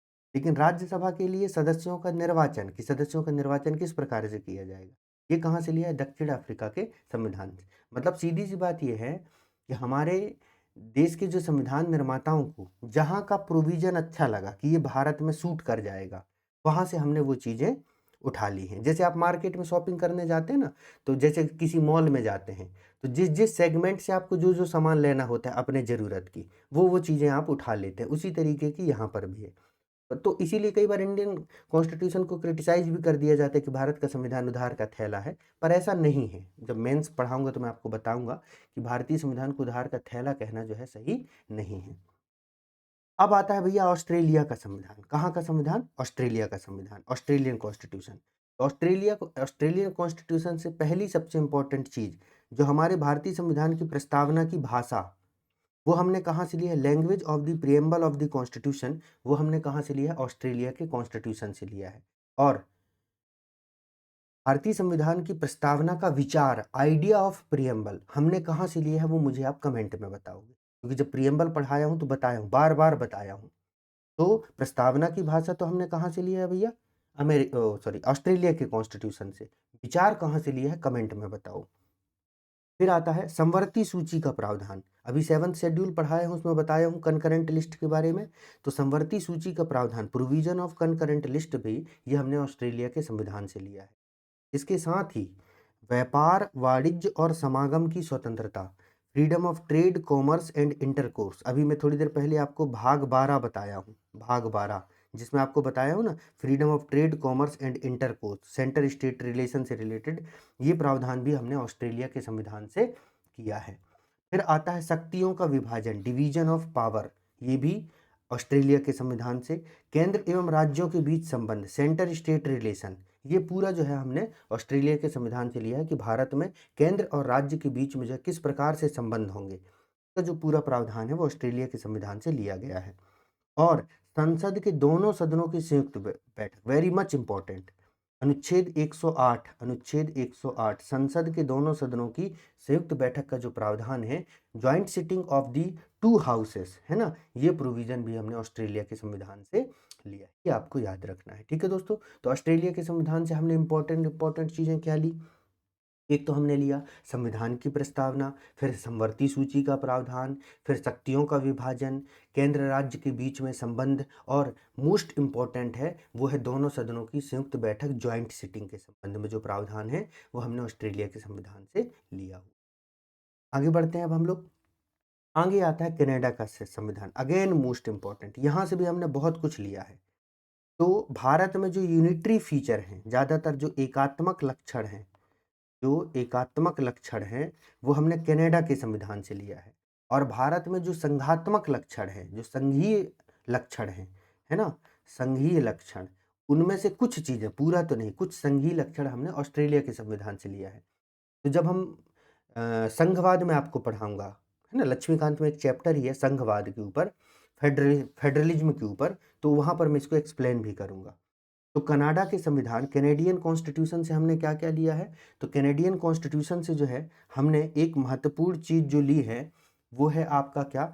शक्तिशाली केंद्र के साथ संघीय व्यवस्था। मतलब एक ऐसी संघीय व्यवस्था, एक ऐसा federal structure, federation with strong centre, मतलब जहाँ केंद्र ज़्यादा शक्तिशाली हो। और आप देखिए, मुख्यमंत्रियों के पास कितनी शक्ति होती है, लेकिन प्रधानमंत्री कितना शक्तिशाली होता है। राज्यों के पास शक्ति कम है, इसीलिए तो वहाँ पर राष्ट्रपति शासन लगा दिया जाता है ना। मध्य प्रदेश में 3 बार राष्ट्रपति शासन लगा, जम्मू कश्मीर में राष्ट्रपति शासन लगा दिया गया। क्यों? क्योंकि केंद्र हमारे यहाँ ज़्यादा शक्तिशाली। फिर अवशिष्ट शक्तियों का केंद्र में निहित होना, अवशिष्ट शक्तियों का केंद्र में निहित होना, wasting of residuary power in the centre, ये बात हमने कनाडा के संविधान से लिया है। एमपीपीएससी इस पर प्रश्न पूछ चुका है। जो रेसिड्यूरी पावर है, उसका जो है केंद्र में निहित होना, ये कनाडा के संविधान से लिया है।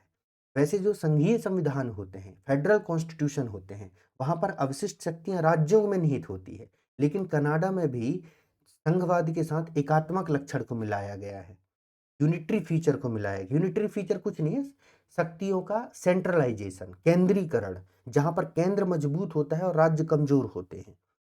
तो ये प्रोविजन हमने कनाडा के संविधान से लिया। फिर केंद्र द्वारा राज्य के राज्यपालों की नियुक्ति, केंद्र के द्वारा राज्य के राज्यपालों की नियुक्ति की जाएगी।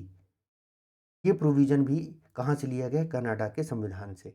Appointment of state governors by the centre, और सर्वोच्च न्यायालय का परामर्शी न्याय निर्णयन, advisory jurisdiction of Supreme Court, article 143, article जो है 143, जिसके अंतर्गत जो है वह राष्ट्रपति के द्वारा, किसके द्वारा? राष्ट्रपति के द्वारा जो है वह सर्वोच्च न्यायालय से परामर्श मांगा जाता है। अभी ये चर्चा का विषय भी रहा है, अनुच्छेद 143 चर्चा का विषय भी रहा है, क्योंकि राष्ट्रपति द्रौपदी मुर्मू जी के द्वारा जो है कुछ संवैधानिक मुद्दों पर आर्टिकल 143 का यूज करके सुप्रीम कोर्ट से राय भी मांगी गई थी। तो यूपीएससी के करंट अफेयर में मैंने पढ़ाया भी था बच्चों को। तो आर्टिकल 143 के अंतर्गत जो है ये आता है। तो आर्टिकल 143 जिसमें सर्वोच्च न्यायालय का परामर्शी क्षेत्राधिकार है, एडवाइजरी ज्यूरिसडिक्शन है, वो कनाडा के संविधान से लिया गया है। तो कनाडा से हमने क्या क्या लिया? कनाडा से पहली चीज हमने ली शक्तिशाली केंद्र के साथ संघीय व्यवस्था, है ना? शक्तिशाली केंद्र के साथ जो है संघीय व्यवस्था हमने लिया। फिर दूसरे नंबर पर हमने और क्या लिया? यहाँ से हमने लिया अवशिष्ट शक्तियों का केंद्र में निहित होना, केंद्र द्वारा राज्य के राज्यपालों की नियुक्ति। लेकिन राज्यपाल का कार्यकाल कहाँ से लिया है हमने? राज्यपाल का कार्यकाल बाद में आ जाता है। राज्यपाल का जो कार्यालय है वो हमने कहाँ से लिया है? 1935 के अधिनियम से। ठीक है, राज्यपाल का कार्यालय है ना, ऑफिस ऑफ गवर्नर, वो 1935 के अधिनियम से। लेकिन राज्यपाल की नियुक्ति केंद्र सरकार के द्वारा की जाएगी, ठीक है, प्रेसिडेंट के माध्यम से। ये प्रोविजन हमने कनाडा के संविधान से लिया है। फिर सर्वोच्च न्यायालय का जो है एडवाइजरी ज्यूरिसडिक्शन का जो प्रोविजन है वो भी हमने कहाँ से लिया है? कनाडा के संविधान से लिया है।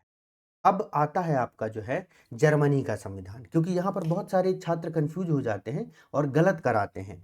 तो जर्मनी के संविधान को वाइमर संविधान, वीमर कॉन्स्टिट्यूशन या वाइमर को संविधान भी कहा जाता है, वाइमर कॉन्स्टिट्यूशन ऑफ जर्मनी। और देखिए इसको रेड कलर में दर्शाया गया है, क्योंकि जर्मनी के इतिहास के बारे में तो आपको पता ही है। तो जर्मनी के संविधान से हमने जो प्रोविजन लिया है वो प्रोविजन ये है कि आपातकाल के दौरान मौलिक अधिकारों का स्थगन, आपातकाल के दौरान मौलिक अधिकारों का स्थगन, article 358 and article 359, article 358 and 359 का जो प्रोविजन है ये हमने जर्मनी के संविधान से लिया है कि आपातकाल के दौरान मौलिक अधिकारों का स्थगन हो जाएगा, निलंबन हो जाएगा, suspension of fundamental right during emergency. ये जर्मनी के संविधान से लिया गया है। और आपातकाल का उपबंध पूछे तो कंफ्यूज नहीं होना है, वो 1935 के अधिनियम, क्योंकि बहुत बार छात्रों को मैंने देखा है कि कंफ्यूज हो जाते हैं। इसलिए बार बार मैं आपको हिदायत दे रहा हूं कि आपातकालीन उपबंध हमने 1935 के अधिनियम से लिया है दोस्तों, और जो हमारा आपातकाल के समय में मूल अधिकारों का निलंबन है, सस्पेंशन है, वो हमने कहाँ से लिया है? जर्मनी के संविधान से लिया है। और अब आप मुझे कमेंट सेक्शन में बताओगे कि वो कौन से 2 फंडामेंटल राइट हैं, कौन से वो 2 फंडामेंटल राइट हैं जिन्हें किसी भी परिस्थिति में निलंबित नहीं किया जा सकता। फंडामेंटल राइट वाले चैप्टर में मैंने ये बात पढ़ाई है आपको, तो आपको बताना है कि वो कौन से 2 फंडामेंटल राइट हैं जिन्हें किसी भी परिस्थिति में सस्पेंड नहीं किया जा सकता, निलंबित नहीं किया जा सकता। ठीक है, चलिए अब आगे बढ़ते हैं। अब हम लोग वैसे अब ऑलमोस्ट कवर ही हो गया है। अब हाँ, ये 1-2 ठो और बचे हुए हैं, उसके बाद ये कंप्लीट हो जाएगा। उसके बाद जो है क्लास नहीं है, ठीक है। उसके बाद हाँ कंप्लीट है, बस ये लास्ट स्लाइड है। अब आता है सोवियत रूस का संविधान। ये क्यों बच जाए भाई, रसिया क्यों बच जाए, उससे भी हम लोग कुछ ले लेते हैं। तो सोवियत रूस के संविधान से, सोवियत संघ से, क्योंकि रूस या रसिया तो अब हो गया, पहले तो वो यूएसएसआर कहलाता था, है ना। तो कॉन्स्टिट्यूशन ऑफ सोवियत यूनियन के संविधान से हमने लिया है मौलिक कर्तव्य, फंडामेंटल ड्यूटी। ये भी एमपीपीएससी पूछ चुका है। फंडामेंटल ड्यूटी का प्रोविजन कहाँ से लिया है, तो यूएसएसआर के कॉन्स्टिट्यूशन से लिया गया है। यूनाइटेड स्टेट ऑफ सोवियत रूस इसका नाम हुआ करता था 1989 के पहले, है ना। अभी विघटित हो गया है। फिर प्रस्तावना में, प्रियम्बल में, जो प्रस्तावना में हमारे सामाजिक, आर्थिक और राजनीतिक न्याय का जो आदर्श है, जिसमें हम पढ़ते हैं ना कि हम भारत के लोग भारत को एक संपूर्ण प्रभुत्व संपन्न पंथ समाजवादी, पंथ निरपेक्ष, लोकतंत्रात्मक गणराज्य बनाने के लिए तथा इसके समस्त नागरिकों को सामाजिक, आर्थिक और राजनीतिक न्याय, ठीक है। फिर विश्वास, अ, विस- हाँ, विश्वास, अभिव्यक्ति, विचार, अभिव्यक्ति, विश्वास, धर्म एवं उपासना की स्वतंत्रता और इसमें अवसर अवसर एवं प्रतिष्ठा की समानता उपलब्ध कराने के लिए। तो वो जो न्याय वहां पर जो बात की गई है, न्याय की जो बात की गई है, वो हमने कहां से लिया है, यूएसएसआर के कॉन्स्टिट्यूशन से। फिर वहीं आता है फ्रांस का संविधान। तो फ्रांस के संविधान से हमने रिपब्लिक सिस्टम लिया है, जो प्रियम्बल में अभी मैंने जो प्रियम्बल पढ़ा ना, रिपब्लिक सिस्टम, भारत को एक लोकतंत्रात्मक गणराज्य बनाने के लिए। तो ये जो रिपब्लिक सिस्टम जो भारत के संविधान में लिया गया है, जिसमें देश का मुखिया निर्वाचित होता है, वो हमने फ्रांस के कॉन्स्टिट्यूशन से लिया। और साथ ही प्रस्तावना में जो स्वतंत्रता, समता और बंधुता का आदर्श है, वही जिसकी मैं अभी बात किया हूँ कि इसके सभी नागरिकों को विचार, अभिव्यक्ति, विश्वास एवं धर्म एवं उपासना की स्वतंत्रता, लोगों के मध्य जो है मतलब लोगों को जो है अवसर और प्रतिष्ठा की समता और राष्ट्र की एकता और अखंडता बढ़ाने वाली बंधुता बढ़ाने के लिए इस संविधान सभा में और सो ऑन। तो यहाँ पर जो हमने बात की है स्वतंत्रता, समता और बंधुता का जो आदर्श है, ideals of liberty, equality and fraternity, ये हमने कहाँ से लिया है, फ्रांस के संविधान से।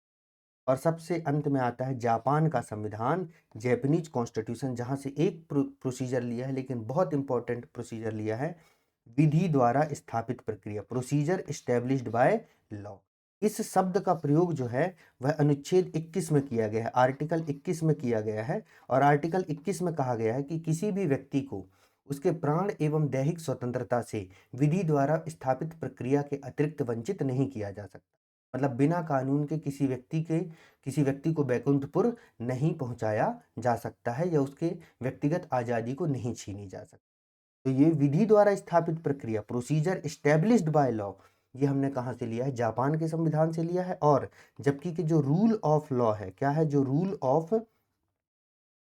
ऑफ लॉ है, क्या है, रूल ऑफ लॉ हमने जो पढ़ा है, विधि का शासन, है ना, विधि का शासन, रूल ऑफ लॉ, ये हमने कहाँ से लिया है भैया, ब्रिटेन के कॉन्स्टिट्यूशन से लिया। और यहीं पर एक चीज और बता दूं आपको इंपॉर्टेंट, एक और कॉन्सेप्ट होता है जो हम आर्टिकल 21 में ही पढ़ते हैं, जिसे कहा जाता है ड्यू प्रोसेस ऑफ लॉ। क्या कहा जाता है, ड्यू प्रोसेस ऑफ लॉ।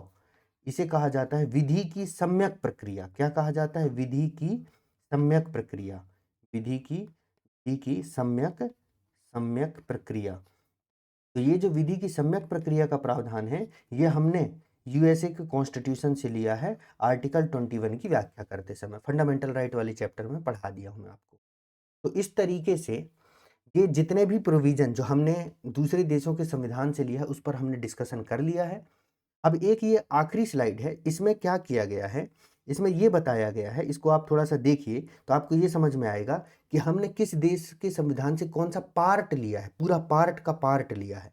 तो देखिए, यूएसए के कॉन्स्टिट्यूशन से हमने पूरा पार्ट 3 लिया, फंडामेंटल राइट। तो कभी अगर एग्जामिनर का दिमाग थोड़ा खिसक जाए, जैसे राजस्थान वालों का खिसक जाता है, उत्तर प्रदेश वालों का, बिहार वालों का, तो अभी तक तो वो ये पूछ रहे थे कि फंडामेंटल राइट का प्रोविज़न कहाँ से किया गया है। हो सकता है इस तरीके के प्रश्न पूछ पूछ लिया जाए कि निम्न में से किस भाग का प्रावधान वह अमेरिका के संविधान से किया गया। तो आपको याद रखना है भाग 3, क्योंकि उसमें पूरा फंडामेंटल राइट है। यूएसएसआर के कॉन्स्टिट्यूशन से किसका प्रावधान किया गया है, तो आपको याद रखना है भाग 4A, क्योंकि उसमें पूरा फंडामेंटल ड्यूटी, मौलिक कर्तव्य के संबंध में प्रावधान किया गया है। साउथ अफ्रीका के संविधान से पूछ लिया जाए तो याद रखना भाग 20, क्योंकि उसमें संविधान संशोधन पूरा अनुच्छेद 368 है। फिर उसके बाद में जो है, अगर आपसे यहाँ पर वह पंचायतों के संबंध में पूछ लिया जाए, तो पंचायतों के संबंध में तो ये प्रावधान हमने कहीं से लिया नहीं है, लेकिन ये भाग को जो है इसमें ऐड कर दिया गया। शेड्यूल 11 है, 73rd अमेंडमेंट, ठीक है।